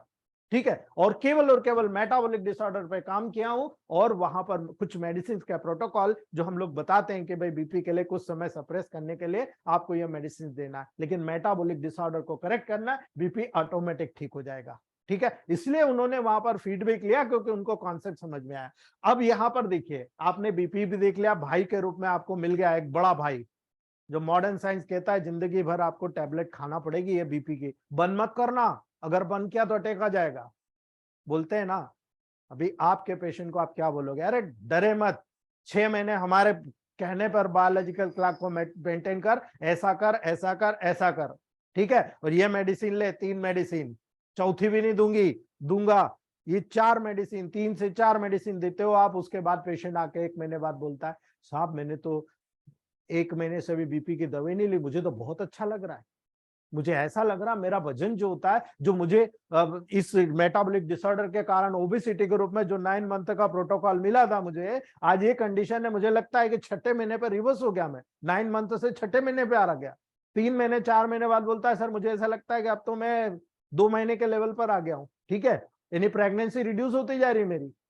कई लोग मुझे चिढ़ाते थे कि यार 9वां महीना चल रहा है क्या? ये शब्द बहुत बड़े बड़े लोगों के मुंह से मैंने सुने हैं जो मेरे क्लिनिक पर आकर ये मेरे सामने बोल के गए, इसलिए मुझे शर्मिंदगी वाली बात नहीं है, क्योंकि ये बड़े बड़े लोगों ने इस चीज को पॉजिटिवली स्वीकार किया है। तो हम तो डॉक्टर्स हैं यार, हमें तो कॉन्सेप्ट क्लियर होना चाहिए। और इलेक्ट्रोहोम्योपैथ डॉक्टर, वो डॉक्टर जिसको कॉन्सेप्ट क्लियर है, वो इस इंडिया का सबसे बड़ा डॉक्टरों के श्रेणी में आ जाएगा दोस्तों। मैं आपको लिख के देने को तैयार हूं, आप किसी भी डॉक्टर को ले लेना जो इलेक्ट्रोहोम्योपैथ का डॉक्टर है, जिसके कॉन्सेप्ट क्लियर है। मैं केवल इतना कहता हूं, चाहे किसी भी लेवल पर हो, आप ज्वाइन करो नहीं ज्वाइन करो कोई मैटर नहीं है, लेकिन याद रखना अपने लेवल को बढ़ाना है तो फिजियोलॉजी, एनाटॉमी और पैथोलॉजी के ट्रायंगल को बढ़ा लेना।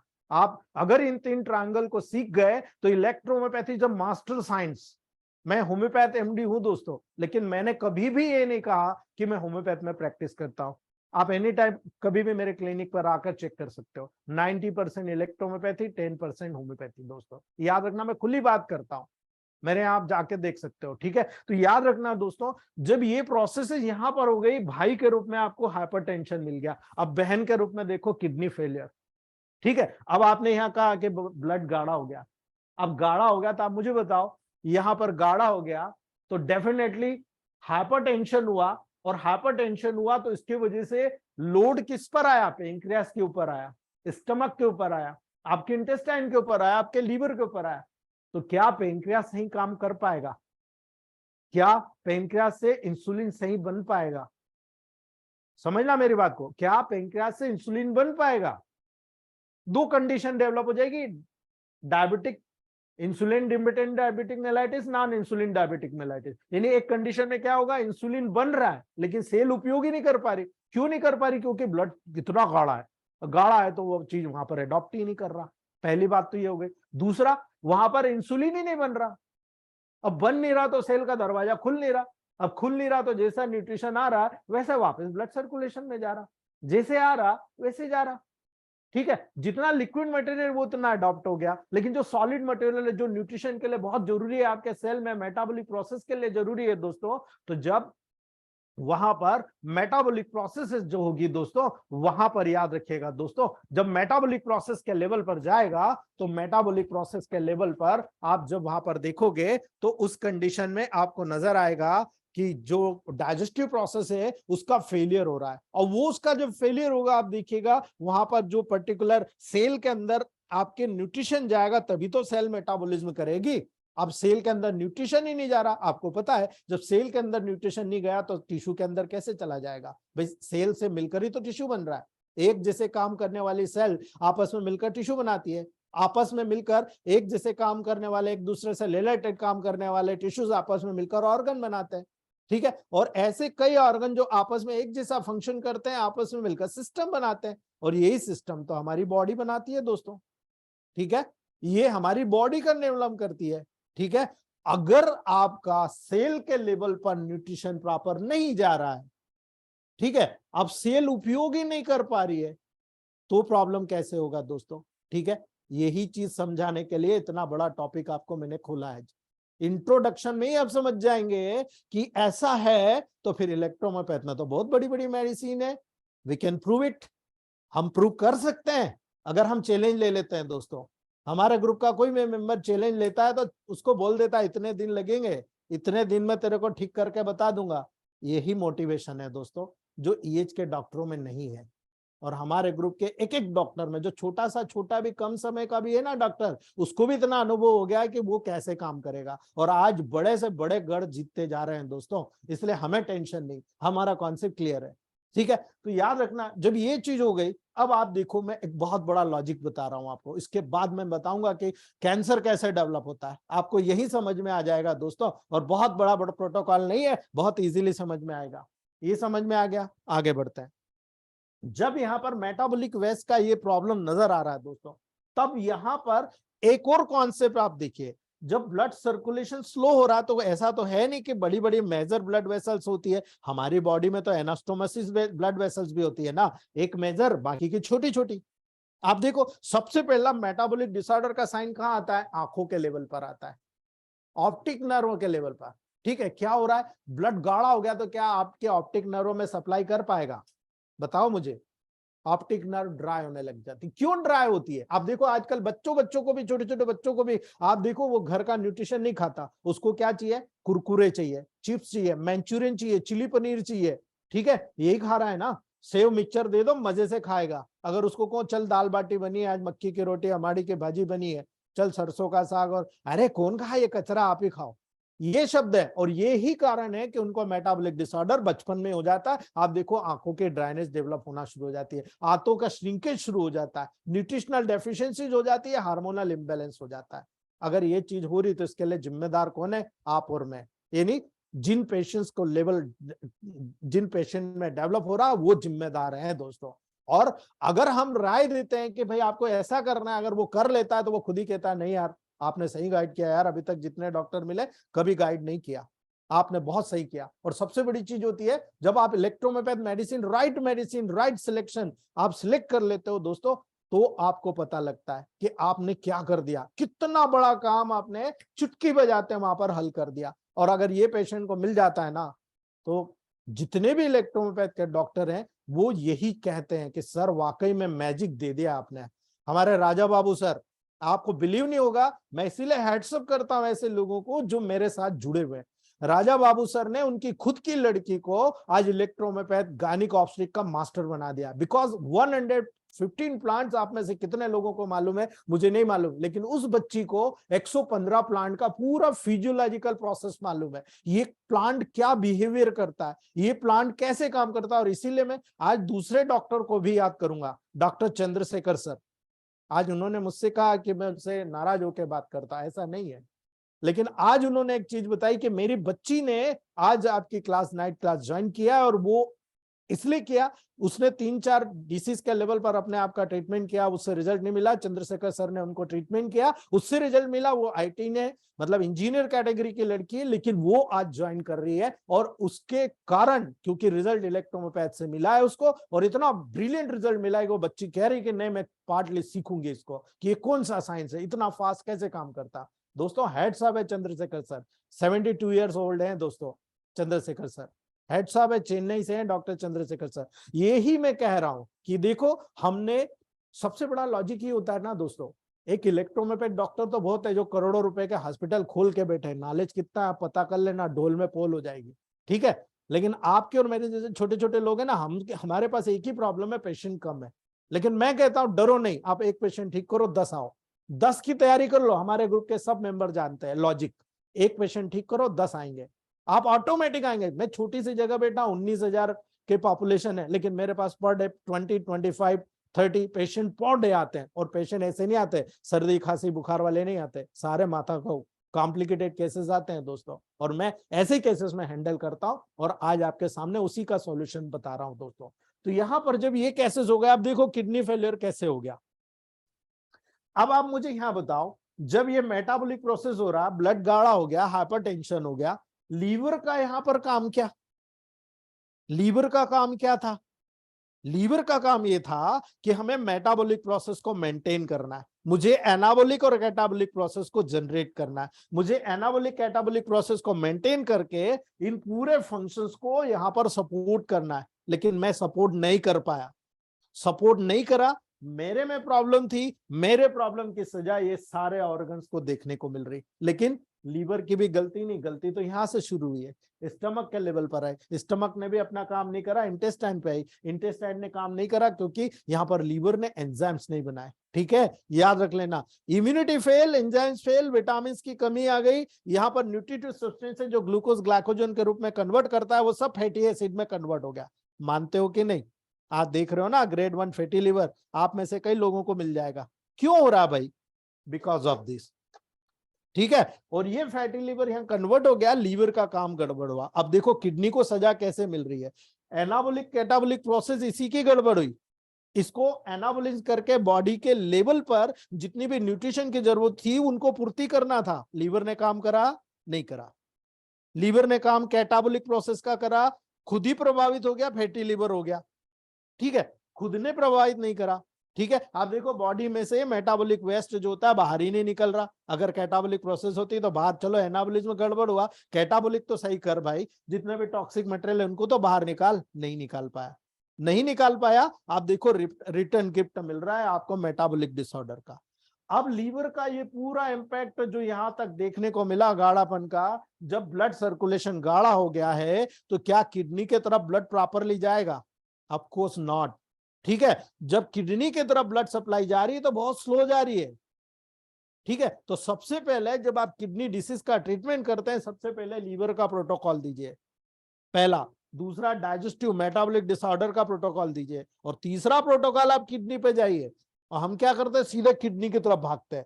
आप समझ में आ गया ना, कितना बड़ा चीज आपको समझ में आया, ठीक है। अब यहां पर जब ट्रीटमेंट कर रहे हो आप, तो किडनी फेलियर के लेवल पर हो क्या रहा है, बोमैन कैप्सूल या ग्लोमेरुलर फिल्ट्रेशन रेट कम हो रहा है, यानी एफरेंट चैनल से ब्लड आया, वहां पर बहुत सारी कैपिलरीज है जो फिल्टर करती है, डेली फिल्टर होता है हमारा ब्लड, किडनी में जाता है, फिल्टर होकर यूरिन बनता है, ठीक है। और इफरेंट चैनल से फिर ड्रेनेज में आकर वापस वीनस ड्रेनेज हमारी किडनी से हमारे बॉडी में आ जाता है। ये पूरी प्रोसेस है, ठीक है। 2 चैनल होता है किडनी में, और इसीलिए दोस्तों जब जीएफआर अफेक्टेड हुआ, क्यों अफेक्टेड हुआ आया समझ में? इसलिए अफेक्टेड हुआ कि खून ही गाढ़ा है। अब खून वहां पहुंच ही नहीं रहा, और पहुंच भी रहा तो इतना गाढ़ा है कि वहां से निकल ही नहीं रहा, ठीक है। ये मेन प्रॉब्लम हो गई, ठीक है। और इसी कारण से किडनी फेलियर होता है, याद रख लेना इस बात को। जीएफआर अफेक्टेड हुआ इसी कारण से, क्योंकि आपको पता है जब आप फिजियोलॉजी पढ़ोगे, एनाटॉमी पढ़ोगे, तो यहाँ स्ट्रक्चर का डैमेज हो गया, फिजियोलॉजिकल फंक्शन डैमेज हो गया। अब किडनी का स्ट्रक्चर डैमेज क्यों हो रहा है, आप समझिए इस चीज को। किडनी का स्ट्रक्चर इसलिए डैमेज हुआ, आपको पता है किडनी क्या करता है, बहुत सारे वाटर को वापस रीअब्सॉर्ब करता है हमारी बॉडी के डिमांड के अकॉर्डिंग। कैल्शियम, सोडियम, बहुत सारा पोटेशियम, क्लोराइड, इनके फंक्शंस को बैलेंस करता है। क्यों करता है? क्योंकि इनकी नेसेसरी जरूरत हमेशा हमारे बॉडी में होती रहती है। मैक्रो माइक्रो एलिमेंट्स याद रखना, मैं कल बताऊंगा आपको माइक्रो मैक्रो एलिमेंट्स है कैसे हम टेम्परामेंट को जनरेट करते हैं। कल बताऊंगा दोस्तों कि टेम्परामेंट कॉन्स्टिट्यूशन का लेवल कैसे होता है, मेटी थ्योरी के साथ बताऊंगा, याद रखना दोस्तों। तो जब यहां पर किडनी का ये रीअब्जॉर्प्शन का फंक्शन फेल हो गया, तो ये क्या करता है, वहां से फिल्टर ही नहीं कर पा रहा। अब पोटेशियम अंदर रुक रहा है, तो याद है पोटेशियम अगर मसल्स में रुक गया तो क्या होगा, मसल्स वीकनेस शुरू हो जाएगी। ठीक है, सोडियम अगर रुक गया तो क्या होगा, ओडीमा हो जाएगा। ठीक है, क्यों? क्योंकि एक सोडियम मॉलिक्यूल 6 से 8 वाटर मॉलिक्यूल को लेकर अंदर रुकता है, और अगर एक सोडियम बाहर जाएगा तो 6 से 8 वाटर मॉलिक्यूल को लेकर जाएगा। यदि ओडिमा होता है तो यही काम करना होता है, पानी डिहाइड्रेशन डायरिया हो जाता है तो हम इसी प्रोसेस को उल्टा कर देते हैं। ठीक है, यही कारण है दोस्तों, इन छोटी छोटी टिप्स के लेवल पर आपको सब समझने को मिलेगा कि मेटाबॉलिक डिसऑर्डर कैसे डेवलप हुआ, क्यों हुआ, कहां कहां प्रॉब्लम क्रिएट हुई, सारी चीज आपको यहाँ पर समझ में आ गई, सारी चीज समझ में आ गई दोस्तों। लेकिन मेन चीज होती है, अब आप कहोगे साहब डिसीज कैसे कॉन्सेप्ट हुआ, अब मुझे आप केवल एक चीज बताइए, आपने न्यूट्रिशन खाया, ठीक है, न्यूट्रिशन खाया, ऑक्सीजन की उपस्थिति में ऑक्सीडेशन हुआ, ऑक्सीडेशन हुआ तो क्या बना, डाइजेशन के प्रोसेस में सारी प्रोसेस हुई, क्या बना, आपको समझना पड़ेगा दोस्तों क्या बना। यहां पर बना एटीपी, एडिनोसिन ट्राइफॉस्फेट, एनर्जी। ठीक है, आपने एटीपी बनाया, एनर्जी बनाया, इसके कारण आपने क्या करा, आपकी बॉडी की ग्रोथ के लेवल को मेंटेन करा, आपने अपनी बॉडी के एनर्जी लेवल को मेंटेन करना, आपने डेली रूटीन की सारी प्रक्रियाओं को पूरा करा। लेकिन आपने कभी गौर किया है दोस्तों, जब इस एटीपी के साथ में थोड़ा से फ्री रेडिकल्स बनते हैं, याद है फ्री रेडिकल्स क्या होते हैं, फ्री रेडिकल्स अगर थोड़ी सी क्वांटिटी में बन रहे हैं, हमारे बॉडी के लिए बहुत सारा बेनिफिशियल है, हमारे बॉडी के बहुत सारी एक्टिविटी को स्टिमुलेट करते हैं, बहुत सारी एक्टिविटी को स्टिमुलेट करते हैं दोस्तों। लेकिन कभी गौर किया आपने कि यही फ्री रेडिकल्स यदि बॉडी में बढ़ जाएगा क्या होगा, गौर करिएगा दोस्तों, जब ये फ्री रेडिकल्स आपके बॉडी में बढ़ेगा कैंसर हो जाएगा, याद रख लेना, सीधा कैंसर होता है। तो मेटाबॉलिक डिसऑर्डर से जुड़ा है या नहीं जुड़ा हुआ दोस्तों, ठीक है, मेटाबॉलिक डिसऑर्डर से जुड़ा है या नहीं जुड़ा है, बता दो आप मेरे को, है ना। तो अगर हम कह रहे हैं कि मेटाबॉलिक डिसऑर्डर को हम प्रूव कर सकते हैं, मेटाबॉलिक डिसऑर्डर को क्योर कर सकते हैं, तो क्या हम कैंसर को रिलीफ नहीं दे सकते। चलो हम अभी जिस दिन तक हम पर्सनली, मैं आप, जब तक हम पर्सनली किसी कैंसर के पेशेंट को क्योर करके 10-12 साल जिंदा नहीं रख लें, जब तक हम नहीं बोलते हैं, ठीक है। लेकिन इतना तो बोल सकते हैं ना कि हम मेटाबॉलिक डिसऑर्डर को ठीक कर सकते हैं। यदि आप मेटाबॉलिक डिसऑर्डर को ठीक कर सकते हो तो मुझे जवाब दीजिएगा, हाइपोथायराइडिज्म और आपका हाइपरथायराइडिज्म और हाइपोथायराइडिज्म क्या आप ठीक कर सकते हो? यहीं से मेटाबॉलिक डिसऑर्डर से जुड़ा हुआ है। पहले कभी सुनने को मिला, अपने दादा दादी नाना नानी से पूछना कि आपको कभी ऐसे सिम्टम आए थे, वो बोलेंगे हमने कभी नहीं सुना। याद रखना मेरी बात को, अगर आपका मेटाबॉलिक प्रोसेस स्लो होता है, आप देख लो हाइपोथायराइडिज्म होने में देर नहीं लगेगी आपको, इंडोक्राइन इम्बैलेंस डेवलप कर देता है। अगर यही चीज मैं कहूं आपको कि जब हाइपोथायराइडिज्म हो रहा, आप देखो पेशेंट बोलता है साहब मुझे बहुत ठंड लग रही है, मुझे ठंड सहन नहीं होती। क्यों नहीं सहन होती? क्योंकि मेटाबॉलिक प्रोसेस स्लो है, बीएमआई रेट आपकी डाउन हो गई। आप बढ़ा दो, आप देखो पेशेंट एकदम ओके हो जाएगा। याद रख लेना दोस्तों, फेट बढ़ रहा है, क्यों बढ़ रहा है? क्योंकि आपके मेटाबॉलिक प्रोसेस सही नहीं है, आपके हेयर डाउन हो रहे हैं। आप देखो गुच्छे के गुच्छे बाल निकल रहे हैं महिलाओं को, जानते हो क्यों निकलते? Because of this. याद रख लेना इस बात को, ठीक है। और जब आप समझते हो कि दाढ़ी मुझसे निकल रही है महिलाओं को, आपको बिलीव नहीं होगा, हमारे सारे सीनियर साथी जो हमारे बैठे हैं उनको पता है कि इसका संबंध किससे है। आप में से किसी को पता हो तो बताओ मुझे, जो सीनियर है वो नहीं बोलेगा। याद रख लेना, आप बिलीव नहीं करेंगे, इसका संबंध किडनी से है, किडनी से संबंध है। जिन महिलाओं को दाढ़ी मुझे निकलती है, आप किडनी के मेडिसिन दे दीजिएगा, हाइपोथायराइडिज्म की मेडिसिन दे दीजिएगा, मेटाबॉलिक प्रोसेस को रेगुलेट कर दीजिएगा, आप विद इन 6 मंथ किसी भी महिला को चैलेंज करके उसके दाढ़ी मुझे को हटा सकते हो विदाउट एनी साइड इफेक्ट। याद रख लेना मेरी बात को, यही चीज आपको समझाने की कोशिश कर रहा हूं, यही चीज आपको बताने की कोशिश कर रहा हूं। देख लो, उदाहरण सहित बता रहा हूं। दूसरी बात, जब आप यहाँ पर देखते हो कि भाई हाइपर उसका जो बर्निंग कैपेसिटी बढ़ गई, एक आदमी ये बोलता है साहब देखो मेरे को तो बहुत गर्म आता, पसीना लगता है, बहुत ज्यादा बर्निंग सेंसेशन होता है, आप देखो मेटाबॉलिक प्रोसेस इतनी है, बहुत ज्यादा है, उसको हाइपरथायराइडिज्म मिल रहा, T3 T4 बढ़ा हुआ। क्यों बढ़ा हुआ? Because of metabolic disorder. उसको बहुत ज्यादा मेटाबॉलिक प्रोसेस हो रहा, उसकी BMI बढ़ी हुई है, ठीक है, बहुत ज्यादा बर्निंग हो रहा, बहुत ज्यादा ATP बन रहा, बहुत ज्यादा एनर्जी रिलीज हो रहा, उसको जलन नहीं होगा तो क्या होगा? ऐसे आदमी को गर्मी इतनी लगती है, पंखा चल रहा तब भी कपड़े उतार के बिल्कुल हिला रहा है, ठीक है, AC में बैठा फिर भी हिला रहा। आप देखो खाना खाने बैठेगा जब पानी तर तर हो जाएगा, जैसे ओबेसिटी के लेवल पर होता है वैसी कंडीशन हो जाती है। क्यों हो रही भाई?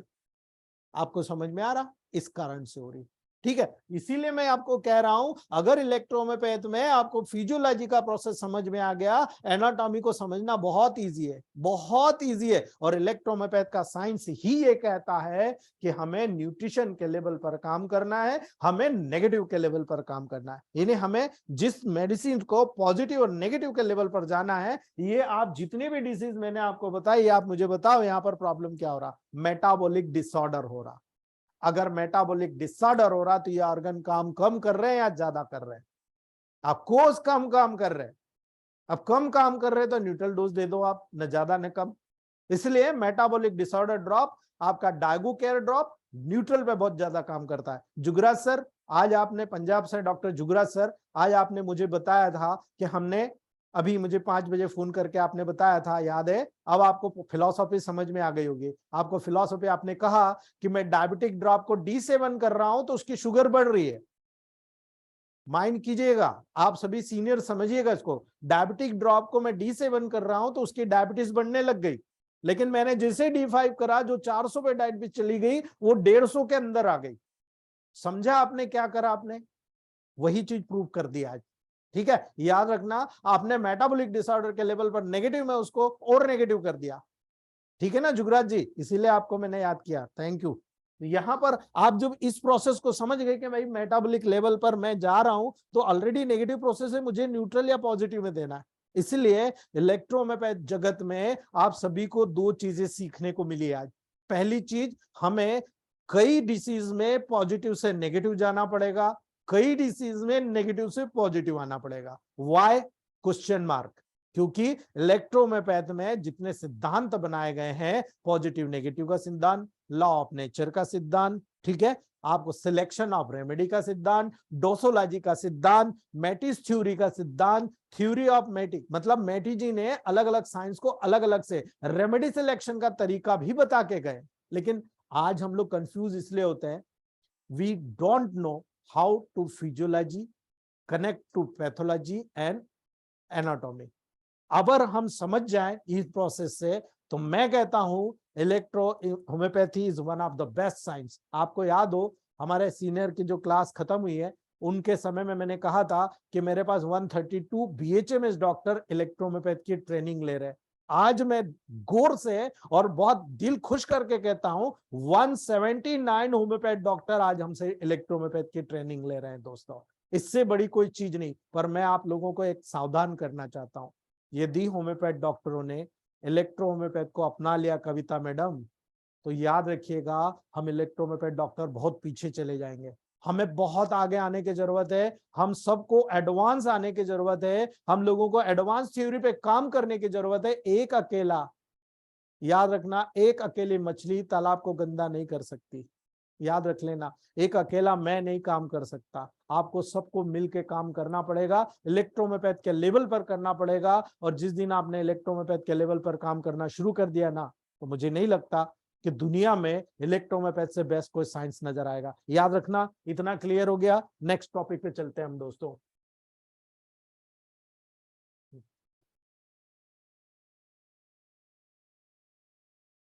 जब हम थ्योरी पे चलते हैं तो थ्योरी के लेवल पर, जब आप, जी मलिका मैम, जब हम थ्योरी के लेवल पर चलते हैं तो आपको याद रखना, मैं हमेशा क्यों कहता हूं फिजियोलॉजी एनाटॉमी, ठीक है, बेसिक साइंस बताता हूं। जब आप एक सेल के लेवल पर आके बात करते हो, ये आर्टरी है, ये वेन है, ठीक है, यहां से ऑक्सीजन आया, न्यूट्रिशन आया, सेल के अंदर गया, सेल से वेस्ट प्रोडक्ट निकला कार्बन डाइऑक्साइड, आपने इसको बाहर निकाल दिया, ठीक है। अब आप मुझे बताओ इलेक्ट्रोहोम्योपैथी काम कैसे करता है? जी प्रभाकर सर, इलेक्ट्रोहोम्योपैथी काम कैसे जानता है? ठीक है, हमारे इलेक्ट्रोहोम्योपैथ के जितने प्रभाकर सर हैं, आपके भुवनेश्वर साहू सर है, देवांगन सर है, जेठानी सर है, जितने लोगों का मुझे नाम याद आ रहा है, जितने सीनियर, उनको पता है, उनको ये पता है कि मुझे सेल पे काम कराना है, साइटोप्लाज्मा पे कराना है या न्यूक्लियस पे कराना है। मैं जानता हूं मुझे कौन सी मेडिसिन देना, मैं जानता हूं, मैं हर चीज को जानता हूं। क्यों? क्योंकि उन्होंने साइकोलॉजी क्लियर कर ली है। अगर आप लोग इलेक्ट्रोहोम्योपैथ डॉक्टर हैं तो आपको पता होना चाहिए कि सेल के मेम्ब्रेन के ऊपर काम करना है, मुझे साइटोप्लाज्मा में करना है या फिर न्यूक्लियस पे काम करना है, सबसे पहली बात। दूसरी बात, एक सेल कई सेल्स का जब मिलते बनता है तो ये टिश्यू बनता है।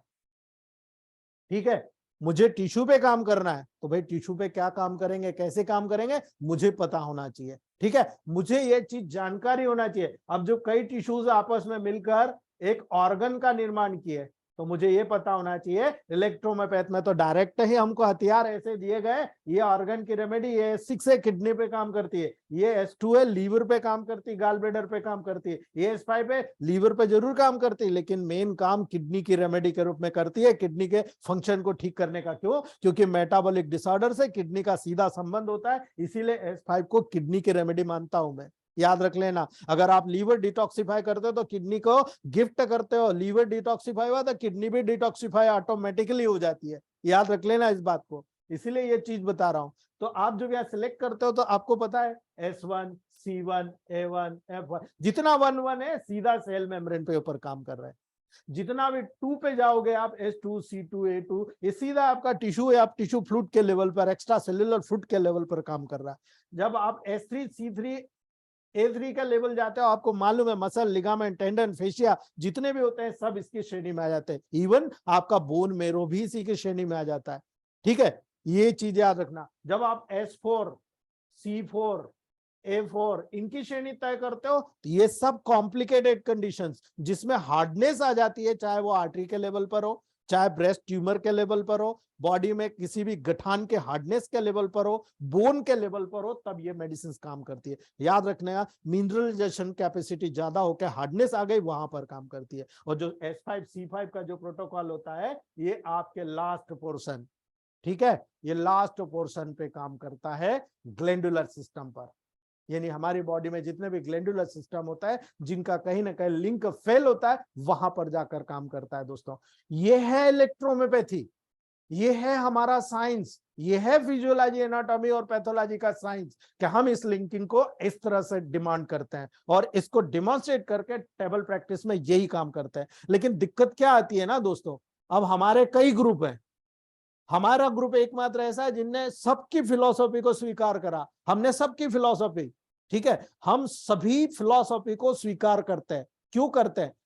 कोई कहता 19 का करो, कोई कहता 147 करो, और भी दर्जनों बताते हैं। कोई कहते हैं भाई आप डायरेक्टली डिस्टिल वाटर में ड्रॉप डाल लो। मुझे समझ में नहीं आता, जब आप रूल्स एंड रेगुलेशन को खुद ही तोड़ते हो तो आप क्या सोचते हो? आपको कैसे पता चलेगा कि आप लोकल पे काम कर रहे हो या जनरल पे काम कर रहे हो? आपको पता ही नहीं आप कौन सी बीमारी पे काम कर रहे हो। पहले वो तो देखो। अभी देखो, हमारे जितने भी हमारे सीनियर हैं ना, सबको पता है, हम जहां पर न्यूट्रिशन के महत्व समझते हैं कि हमें ऑर्गन को न्यूट्रिशन देकर ताकत डालना है, हम वहां पर सीधे हमारे जितने भी डॉक्टर है ना 1:9 का रेशियो फॉलो करते हैं। हम ये नहीं बोलते कि हम 147 1:9 करो, हम नहीं बोलते। हम तो कहते हैं, हम तो सब यूज करते हैं। 1:9 का यूज वहां करो दोस्तों जहां न्यूट्रिशन की जरूरत हो। क्यों?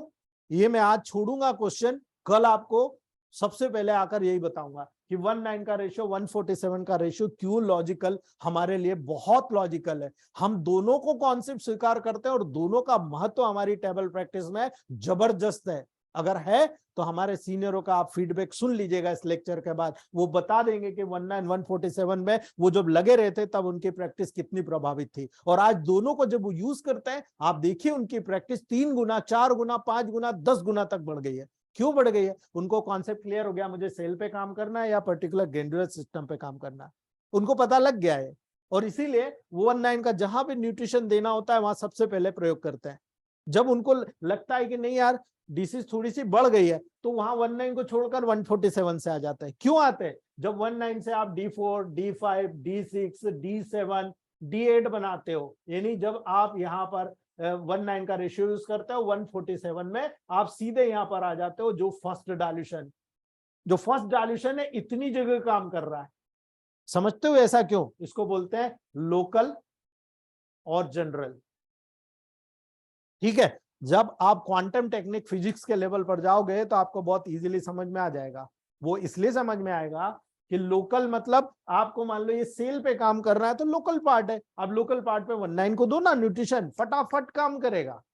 लेकिन जनरल काम करना है मतलब एक सेल प्रभावित हुई, उसने क्या करा, कुछ केमिकल मिनरल्स निकाले जिसके कारण पास की सेल भी प्रभावित हो गई। अब वो पास की सेल से पास का टिश्यू भी प्रभावित हो गया, तो क्या आपका 1:9 रेशियो वहां पर D4 में जो दिया वो काम करेगा? नहीं करेगा ना। तो आप सीधा 147 से फर्स्ट दे दो ना, क्योंकि लोकल में काम करना है तो आपका 1:9 रेशियो बहुत अच्छे से काम कर रहा है, लेकिन जनरल में काम करना है आप 147 पे आओ। इससे बेस्ट अगर कोई मेडिसिन मिल जाए तो मुझे बता देना, हम एक्सेप्ट करते हैं इसको। और इसीलिए मैं कह रहा हूं ये में बहुत सी चीजें हैं, किसी की बपोती नहीं है कि 147 उसका है कि 19 उसका है, सब इलेक्ट्रोमेपैथ का है। आप देख लीजिएगा, किसी भी बुक में दिया हुआ नहीं है। पैरासेल साइंटिस्ट ने बहुत क्लियरली इंडिकेशन दिया था, और जब वहां पर डेसिमल स्केल को स्वीकार किया गया था दोस्तों, तो डेसिमल स्केल जो हेरिंग साहब ने दिया, और स्पेशली ये होम्योपैथ की देन है दोस्तों, डेसिमल स्केल। लेकिन 147 नेचुरली इलेक्ट्रोमेपैथ की देन है दोस्तों। ठीक है, याद रखिएगा इस बात को। और इसीलिए जब आप इस स्केल का उपयोग करते हो, हम दोनों को एक्सेप्ट करें, हम किसी को क्रिटिसाइज नहीं करते हैं, लेकिन हम जब प्रैक्टिकल यूज करते हैं तो पर्टिकुलर ऑर्गन, अब मैं इसको कल आपको बहुत, आज लंबा हो गया थोड़ा, आप लोगों को ऊपर से जाएगा दोस्तों। ठीक है, इसीलिए जब इसको यहाँ पर आप डीपली देखोगे ना, जब मैं कल आपको बताऊंगा तब आपको समझ में आ जाएगा यार वाकई में देखो मॉलिक्यूल्स थ्योरी कितना काम कर रही है। हम क्यों कहते हैं कि इलेक्ट्रोमेपैथी इज ए नैनो टेक्नोलॉजी? क्यों कहते हैं भाई? मेरे कुछ साइंटिस्ट दोस्त हैं, वो मुझे बहुत सपोर्ट करते हैं दोस्तों। मैं अकेला इतना बड़ा काम कैसे करता हूँ? मेरा तो इतना सा दिमाग है, अभी तो मैं 25% पे आया हूँ, अभी मुझे 75% सीखना है। ठीक है, और आप लोगों के मदद से मैं सीख पाऊंगा, क्योंकि आपको मैं जो बता रहा हूँ अगर आप उसको प्रूवन करते हैं तो मुझे हेड्स अप होता है कि हाँ यार मैं सही काम कर रहा हूँ, मैंने सही बताया।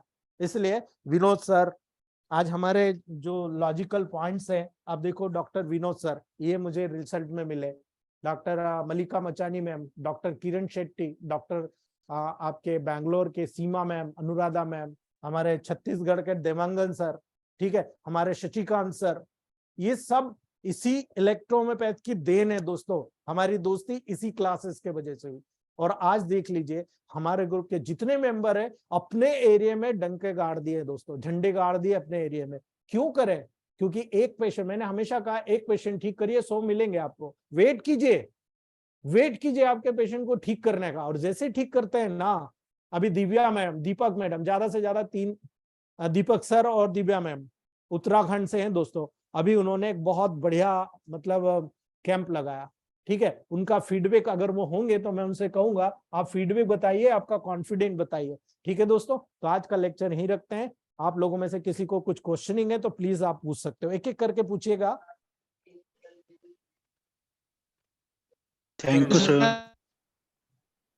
जी Dilip sir, thank you sir, thank you. Divya madam, very nice class sir. जी नीलिमा मैडम, थैंक यू। बहुत बढ़िया क्लास सर। जी thank you sir.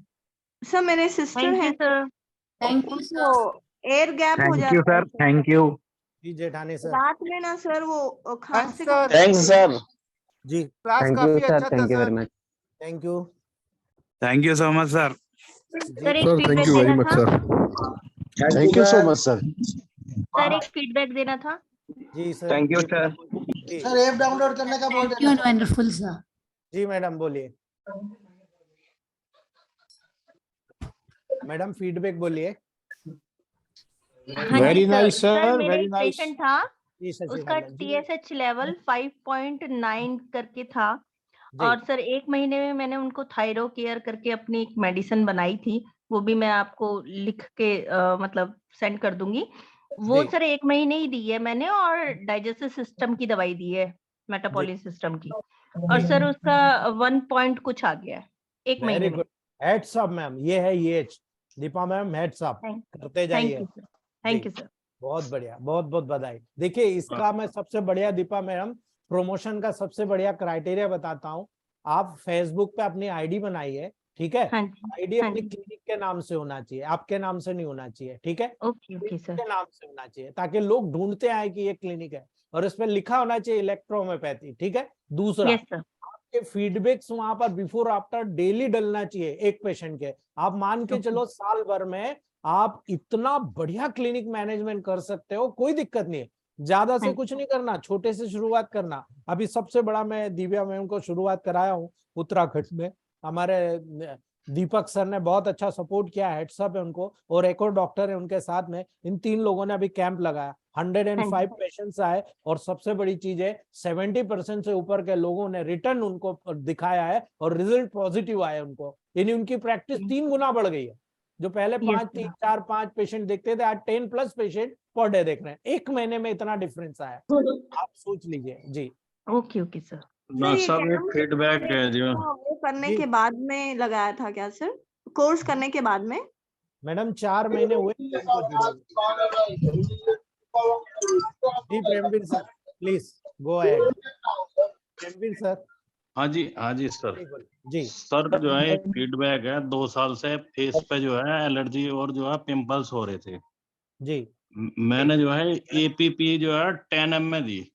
Very good. और जलन भी होती थी उन्हें जो है दी जो है 1 हफ्ते बाद है बिल्कुल ठीक हो गई। वेरी गुड सर, बहुत बहुत बधाई आपको। ये देखिए दोस्तों, हमारा हिंदुस्तान में पहला ग्रुप है इलेक्ट्रोहोम्योपैथ का जो 10,000 डाल्यूशन पे काम कर रहा है। और सर का कहना है, प्रेमवीर सैनी सर का, कि मैंने एपीपी का 10,000 डाल्यूशन दिया और उसकी जो स्किन एलर्जी है वो पूरा सबसाइड हो गया। हेड्स अप प्रेमवीर सर, बहुत बढ़िया। Hello sir. जी दंशी मैम। सर मैंने भी कल 10 ml का यूज किया। पेशेंट था 160 140 उसका बीपी था। मैंने 10 ml दिया आरी का जी, तुरंत ऑन टेबल, आधा ग्लास पानी में 5 ड्रॉप डाल के, और आधा घंटे के बाद वो 140 106 था, जो कि कोई एलोपैथी मेडिसिन नहीं कर सकता था। Very good, heads up madam. अब मुझे बताओ दोस्तों, आरी के नाम से लोग डरते हैं, आरी को मत दो बीपी बढ़ जाएगा। अभी देखो हम तो आरी दे रहे। अभी मैं एक चीज और बताता हूँ, अभी तक आपने वाई का फीवर में प्रयोग किया ना, मैं आपको कहता हूँ S10 A3 F1 वर्वन आरी 10th डाल्यूशन में देना और फीवर को विदिन 24 आवर्स सबसाइड कर देना। आरी को याद करके अच्छा रिजल्ट की शाम को भी उसका 120/80 था। डॉक्टर के पास मैंने उसको बोला था दूसरे डॉक्टर से चेक कर लेना, और आज भी उसका नॉर्मल है। मीन्स आरी का रिजल्ट अभी तक है, और उसको SY और Y डाल के दिया मैंने continue. Very good, very allopath वाला डॉक्टर तो उसको एंटी हाइपरटेंसिव चालू कर देता रेगुलर। बिल्कुल, वो तो जिंदगी भर खिलाते हैं। मैंने इसीलिए तो कहा आप देखो, करके देखो। आप में से कई लोग। जी संजय सर, बधाई दे रहे हैं धनसी मैम सारा। Good evening sir. Thank you sir, thank you sir. कल एक ओटोरिया का पेशेंट था सर, क्रॉनिक था, और C4 1M में जो आपने बताया तो 1M में ही दिया, 10M अवेलेबल नहीं था, रेडी नहीं था सर। एक नाइट में उसका ओटोरिया क्लियर हो गया सर, एकदम रात में बहुत तेज सेक्रेशन था, बंद हो गया। वेरी गुड सर, बहुत बहुत सर एक फीडबैक और था जी सर। जो है, जो मैं आपसे बता रहा, जन्म से ही दिखाई नहीं देता बच्चे को, और दिल्ली के डॉक्टरों को दिखाया, सबने ये कह दिया ये कभी भी जो है इसकी दिखाई नहीं देगी, आई साइड हमेशा जो है वैसी रहेगी 0 पे जी। तो उसका जो ट्रीटमेंट चल रहा था, अब 4 फुट से देख लेता है वो एक आंख से जो है। वेरी गुड सर, बहुत बढ़िया, बहुत बढ़िया। और तीसरा फीडबैक ये है जी, जो है मतलब ऐसा है, जो आपने स्प्रे तैयार करा हमने जो है एब्डोमेन का, वो मैंने जो है पैरों के तलवे पे जो है लगाना शुरू करा जो है, और कम से कम 50 पेशेंटों का रिजल्ट ले चुका। मैं नाभि में नहीं डाल रहा जी, पैरों से जो है फटाफट दर्द बंद कर देते हो। हाँ जी, हाँ जी, हाँ जी। Very good. आप जा रहे हो, कहाँ पर जा रहे हो? आप वीनस ड्रेनेज के लेवल पर जा रहे हो, और जितने भी स्टिमुलेशन आ रहे हैं ना, आप रिफर्ड जो फर्स्ट ऑर्डर न्यूरॉन से जो जनरेट होता है, आप सीधा सेकंड न्यूरॉन पे आ गए। वेरी गुड सर, ये भी एक नया लॉजिक है, बहुत बढ़िया। हाँ जी, हाँ जी, बहुत अच्छा काम कर रहा है सर जी, बहुत बढ़िया। जी कार्तिक सर, जी कार्तिक सर कुछ कह रहे थे। अच्छा सर जी, हेलो, बार आपको धन्यवाद। जी प्रेमवीर सर। जी कार्तिक सर, करना चाहता हूँ जी सर जी, जो आज आपने जो सिखाया पूरा जी, ये बहुत ही ऑथेंटिक है। जी और आपने जो सिखाई फिजिकल लेवल पे बहुत अच्छा है जी। मेटाफिजिकल लेवल पे ऐसा बोलता हूँ कि जो हम एक काम कैसे करते हैं जी कोई भी काम लीजिएगा वो उसी तरीके से हम सभी काम करते हैं। बिल्कुल। जैसे कि अभी हम खाना कैसे खाते हैं वैसे हम दूसरे के साथ व्यवहार करते हैं। बिल्कुल सर। हाँ, जो इनपुट है तो उसी वजह से हमारा डिसीज भी इंक्रीज होता है सर। बिल्कुल बिल्कुल, कल उसका साइंस बताऊंगा सर। मैं कल आपको बताऊंगा कि हमारे बॉडी के ऑर्गन का माइंड से क्या रिलेशन होता है। आप जब जेनेटिक्स पे जाएंगे ना, आपको मजा आ जाएगा कल के दिन में। ठीक है। हाँ सर, आधा मादा खाते हैं, आधा मादा सुनते हैं, आधा मादा ही हम काम करते हैं, ऐसे ही है सर। बिल्कुल बिल्कुल जी। जो चंद्र पूरा अच्छे तरह से सर। चू के खाता है वो सभी चीज को अच्छे तरह से डाइजेस्ट करता है। बिल्कुल बिल्कुल जी। चंद्रशेखर सर, आप कुछ कह रहे थे? जैसे कि आप बोले हाई बीपी में आदि नहीं देना है करके कहे थे सर मैंने नहीं कहा, मैं तो कहता नहीं, हूँ कभी नहीं कहा। हाई पोटेंशियल भी दे सकते हैं ना सर। हाँ बिल्कुल। 200 तो पहले ही बताया, फिर 10,000 का भी बताया ही था। और 10,000 वही बोले। A1 RE दे सकते सर। A1 RE, अच्छा बिल्कुल दे सकते हो। 200 डायल्यूशन पे आओ आप। अरे ठीक है सर। डायल्यूशन से ऊपर जाओ। 200 का ऊपर कितना भी दो, हाई बीपी कंट्रोल हो जाएगा। सर बता दिया। बिल्कुल, लेकिन मेटाबॉलिक डिसऑर्डर दूर नहीं करोगे तब तक ठीक नहीं होगा। मेटाबॉलिक डिसऑर्डर आप तुरंत कंट्रोल कर लिया, मैं इसीलिए कहता हूँ हाई पोटेंसी को जब देते हो तो आप किसी भी डिसीज को सबसाइड कर सकते हो, रोक सकते हो, लेकिन क्योर करने के लिए आपको जड़ पे जाना पड़ेगा। आप जड़ पे नहीं जाओगे जब तक क्योर नहीं होगा। आप मेटाबॉलिक डिसऑर्डर को दूर करो साथ में, आप देखो बहुत जल्दी कवर हो जाएगा। मेटाबॉलिक तो सभी को दे रहे हैं यार। बिल्कुल दीजिए आप जी। सर हमारे सिस्टर को सर वो पूरी रात नहीं सोती हैं, बीच बीच में 10 बार उठते हैं। समय उनको क्या दूं सर? सर मैंने ऐसे नींद के पेशेंट में जी अपना डब्ल्यू का 10,000 दिया सर। किस पेशेंट में सर? नींद नहीं आती थी 6 महीने से उनको। हाँ। डब्ल्यू 10,000 एक ही डोज दिया। अभी रोज आराम से सो रहा है वो रात को। अब मैं बताऊं सर आपने कहाँ काम किया अमजद सर? जी सर। आपने क्या काम किया, मैं इसको बहुत कल डिटेल में बताने वाला हूँ, लेकिन मैं शॉर्ट में बताता हूँ। जब हम लोग ब्रॉडमैन एरियाज की बात करते हैं ना, ब्रॉडमैन एरिया में काम किया है जी। 52 है ब्रॉडमैन एरियाज जो इंटरकनेक्ट होकर पूरे ब्रेन से सेरेब्रल कॉर्टेक्स और सेरेबेलम, यानी सेरेब्रल कॉर्टेक्स राजा है तो सेरेबेलम मंत्री है, लेकिन सेरेबेलम के बगैर सेरेब्रल कॉर्टेक्स काम नहीं करता। हर चीज को पूछता है कि भाई मैं ये करने जा रहा हूँ, ये आदेश पारित कर रहा हूँ, तू कर। तो सेरेबेलम सेरेब्रल कॉर्टेक्स को बोलता है सर आप टेंशन मत लो, मुझे जानकारी है, आप आदेश पारित करो, जो भी होगा मैं देख लूंगा, आप मेरे पे छोड़ दो। तो सेरेबेलम क्या करता है, अपने अकॉर्डिंग काम करता है। आपने क्या करा, अपने अकॉर्डिंग काम करा लिया। F1 और W दो ही मेडिसिन ऐसी है जो डायरेक्टली नर्वाइन टच करती है। बहुत बढ़िया। W से हो गया। हेलो सर, कोलेट्रल सर्कुलेशन के द्वारा मैसेज पहुंचता है। हेलो हाँ जी बोलिए। डायबिटीज के बारे में सब क्या बता सकते हैं? मनोज कुमार, हाँ जी बोलिए। जी सर, डायबिटीज के बारे में सर बताए हैं कि प्रॉब्लम था सर। कल उसका पूरा आपको पूरा डिटेल बताऊंगा कल कैसे काम करता है, तो आपको समझ में आएगा। ठीक है। हेलो सर जी सर वो थोड़ा फीडबैक और देना था। इमरजेंसी है। बोलिए, आप आगे बोलिए मैडम। हाँ सर, मेरा आवाज आ रहा है? हाँ बोलिए, आप पूछिए, क्या पूछ रहे हैं आप? सर मुझे बोलना था, मेरा ये बेसिक से है, मुझे इलेक्ट्रोपैथी से कुछ भी नहीं मालूम जी। मुझे मैं बहुत प्रभावित हुई इलेक्ट्रोपैथी से, तो मुझे पूरी सीखनी है।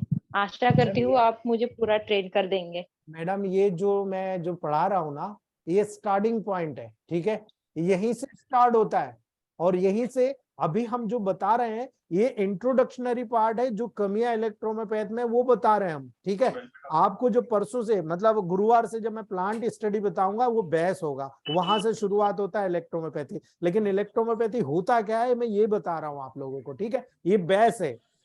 ठीक है, आप बस रेगुलर अटेंड कर दीजिएगा, सारा समझ में आ जाता है। डेली नोट्स लिख लो मैडम, नोट्स 16 महीने में कंप्लीट हो जाओगे। 4 महीने की 4 क्लास होती है और ये हमारा ऐप होता है डॉक्टर मनीष पाटीदार ये के नाम से। उस ऐप में सारी चीज आपको मिलती है, ठीक है। उस ऐप को आप ज्वाइनिंग करेंगे तो आपको पूरा डिटेल सीखने को मिलेगा हर 4 महीने में अलग अलग, ठीक है। बट नोट्स डेली तैयार करने पड़ेंगे। सर ये भुवनेश्वर एयर ब्लॉक का जो होता है प्लीज। मैडम आप प्रोटोकॉल ना पूछिए, अभी स्टार्टिंग है नहीं, आपको अभी कुछ आता नहीं है। आप सर ये ना पूछिए, एक स्ट्रोक का क्या इम्पोर्टेंस है मेडिसिन की क्वालिटी बढ़ाने में? हेलो हेलो सर, जो देते हैं मेडिसिन की क्वालिटी बढ़ाने के लिए, हाँ स्ट्रोक का क्या इम्पोर्टेंस है सर? सर देखिए, अब वो चीज में आप कल ज्वाइन कीजिएगा, मैं पूरा डिटेल आपको बताऊंगा कि स्ट्रोक क्यों जरूरी है क्यों नहीं है, ठीक है। आप डाइल्यूशन करते हो, डाइल्यूट करते हो, वो क्यों जरूरी है, वो कई जगह काम नहीं करता, ठीक है, मैक्सिमम जगह काम नहीं करता। और जब आप पोटेंटाइज करते हो वो क्यों जरूरी है, कल आपको पूरा डिटेल बताऊंगा और साइंटिफिक वे में बताऊंगा। साइंटिफिक क्यों नेसेसरी है, ठीक है। सर एक फीडबैक और देना था। जी मैडम। सर आपकी जो डायबिटिक क्योर आपने एक मेडिसिन दी थी ना, एक तो मैंने डाइजेस्टिव दी उनको पेट के मेटाबॉलिज्म सिस्टम को ठीक करने के लिए, और दूसरी मैंने डायबिटिक क्योर दी D6 में 1:47 के रेशो में। सर 1 महीने में उनकी जितनी बार भी वो देख रहे हैं, हर रोज नोट करते हैं 85 और 110, 85 और 110 डायबिटीज। वेरी गुड, बहुत बहुत बधाई। मतलब धीरे धीरे मेटाबॉलिक प्रोसेस को आपने कंप्लीट कर लिया, मान के चलिए वो हाँ पेशेंट। सर वो क्या कहते हैं 26 ईयर का लड़का है। नमस्ते सर। जी मैं पहली बार आपका क्लास अभी सर ज्वाइन किया है, और सारे चीजें आपका जो चीजें वो तो मुझे पता नहीं है सर, धीरे धीरे समझ जाएंगे। तो धीरे पूरा सर वो सिस्टम होगा बेसिक से नहीं समझना चाह रहा हूँ सर, पूरा सिस्टम होगा। ये इंट्रोडक्टरी पार्ट है, पूरा सिस्टम शुरुआत से आपको पढ़ाया जाएगा। एक तो सर आपका मेटाबॉलिक मेडिसिन ये सारा हेलो सर, ज्यादा बढ़िया उसमें शोर शराबा नहीं होता, कुछ समझ में नहीं आ रहा है इसमें। अजीजा मैम बोलिए आप। हेलो हेलो, हाँ जी बोलिए मैडम।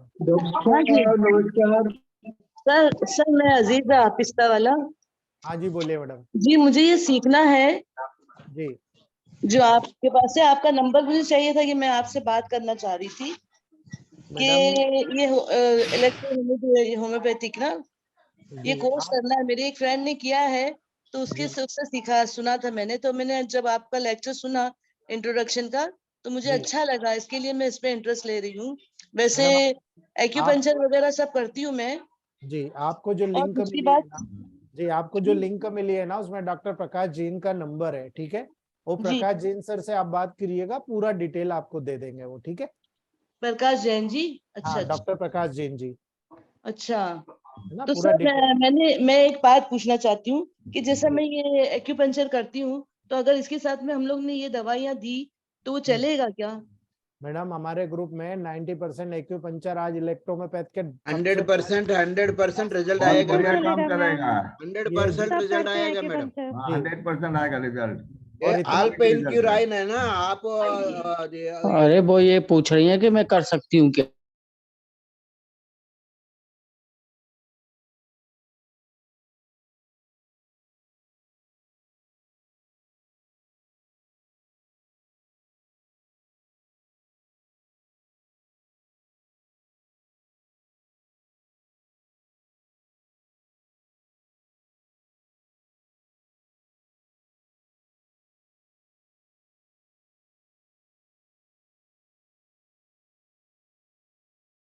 बॉम्बे के 2 मैडम का नाम बताता हूँ आपको। धनश्री मैम आपका नंबर दे दीजिएगा प्लीज, आप ट्रीट कीजिए। धनश्री मैम भी हमारे सीनियर डॉक्टरों में से आती हैं, बड़े बड़े केस को ठीक करती है, ठीक है। आप प्रकाश जैन सर से नंबर ले लीजिएगा, आपको नंबर मिल जाएगा, ठीक है। जी जी जी ठीक है, मैं प्रकाश जैन से ले, ठीक है। Thank you sir.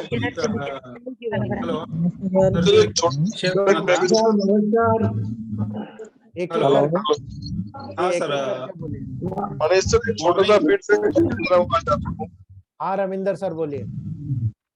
एक लड़की थी 16 साल की जी, उसकी हाइट है 4 फुट 5 इंच जी, और मैंने इसकी जो हाइट का जो आपने बताया ना वो चला है पिछले 3 महीने से, उसकी हाइट कितनी बढ़ गई हाइट? 1.5 इंच बढ़ गई 3 महीने में।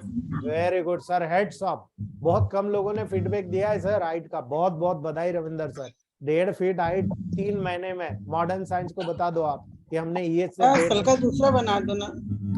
बहुत सर सर अपना हाइट का प्रोटोकॉल है ना सर जी। ये अपना आर्कुलर थेरेपी में एक हाइट प्रोटोकॉल का एक आकुपंचरी का है सर। वो नीडल्स अपना इसमें डुबा के वो में डाले तो 125 नेवी इंटरव्यू वाला को जॉब मिल गए सर। बहुत बढ़िया, बहुत बढ़िया, बहुत बहुत बधाई। हाइट बढ़ गए सर। बिल्कुल सर, बहुत बढ़िया। लॉजिक हमारा सही है ना, हम 100% काम कर रहे सर। बिल्कुल, बहुत बढ़िया सर एक फीडबैक है। हेलो जी सैनी जी। जी सैनी हाँ जी। Sir, morning around 3 o'clock patient ने कॉल किया मुझे जी कि ऐसा कंजेशन है, सब कुछ चल रहा है, रेस्पिरेशन नहीं चल रहा है। पेशेंट जो था कि 5:25 क्लॉक का जो रहता है ना वैसे ठहरा है जी। 5:25 में जैसे रहता है ना 30 मिनट्स में, उस पोजीशन में वो 2 घंटे से ठहरा है जी। वो उठेगा तो उसको रेस्पिरेशन नहीं चलेगा और वो मूवमेंट नहीं कर रहा है जी। आई टोल्ड उनको, मैंने एक्यूप्रेशर का पॉइंट बताया, रिलीफ हो जाए करके बता दिया, तो भी एक्यूप्रेशर से भी कुछ काम नहीं हुआ। बाद में इमरजेंसी रहा तो कॉल करो बोला मैंने जी। तो उन्होंने कॉल कर दिया। आई वेंट देयर अराउंड 5:30 मैं चला गया वहां पे जी। तो उनको मैंने दिया कि C5 F1 और P2। हाँ C5 F1 P2 का मैंने 1 ml का डोज एक ही इसमें मेडिसिन में रेडी करके लेके गया था। उनको मुंह में 8 गोली डाल दिया मैंने जी। से 8 गोली डालते ही वो पेशेंट ऐसा बिहेव करने लगा कि वो बोलने लगे कि मुझसे नहीं होगा, मैं मर जाऊंगी करके शी स्टार्टेड स्विंग करने लगी। जी। वो सो भी नहीं रही है, बैठ भी नहीं रही है, कुछ भी नहीं कर रही, शी स्टार्टेड स्विंगिंग। बाद में उसके हाथ में एक्यूप्रेशर सब कुछ करने लगा। लेटर शी स्टार्टेड वोमिटिंग के ही बाद में लूज मोशन की। जैसे अभी 5:30 से क्लॉक 30 से 6 o'clock तक जैसे जाता है ना, उस तरीके से वो वोमिटिंग जितना लूज मोशन की वैसे स्टेट होते गई वो। 6 बजे तक वो आराम से वॉक करने लगी। ये 1 m पोटेंसी मैंने दिया था तो इतना मिरेकल कर गया। सर C5 F1 जो होता है पूरा नर्व पे काम किया आपने, वेगस नर्व पे काम कर दिया आपने। हाँ सर ठीक है, लेकिन वहां पर आपको प्रोटोकॉल P8 कॉम्बिनेशन है सर, P8 S11A3WE, आपको S11A3WE का 1000 देना था। इमीडिएट 2 मिनट में बिना किसी प्रॉब्लम के करेक्ट हो जाता। ठीक है, कोई बात नहीं, ये भी तरीका है, ये भी तरीका है। नेबुलाइजर का है ना सर ये? हाँ, उसका हिस्ट्री है कि 1 वीक से वो ट्रैवल पे थी, टूर्स पे थे, तो बाहर का खाना खाई थी वो। बिल्कुल बिल्कुल बिल्कुल सही किया। हाँ, डाइजेशन सिस्टम और इंटेस्टाइन सभी लॉक हो गया था। बिल्कुल बिल्कुल, बहुत बढ़िया। आपने सीधा नर्वस सिस्टम वेगस नर्व पे काम किया, बहुत बढ़िया जी। बहुत बहुत बधाई सर। जयमेटी सर। जी जयमेटी दीपक सर। नमस्कार डॉक्टर साहब। जी Deepak sir. Sir thank you sir very much. सभी मेरे आदरणीय हैं सर। मैं यूपी से हूँ वैसे तो सर। पहली बार मैंने मतलब स्टेट से बाहर में कैंप किया, दिव्या मैम ने फोर्स किया इसके लिए। ठीक है सर। मैं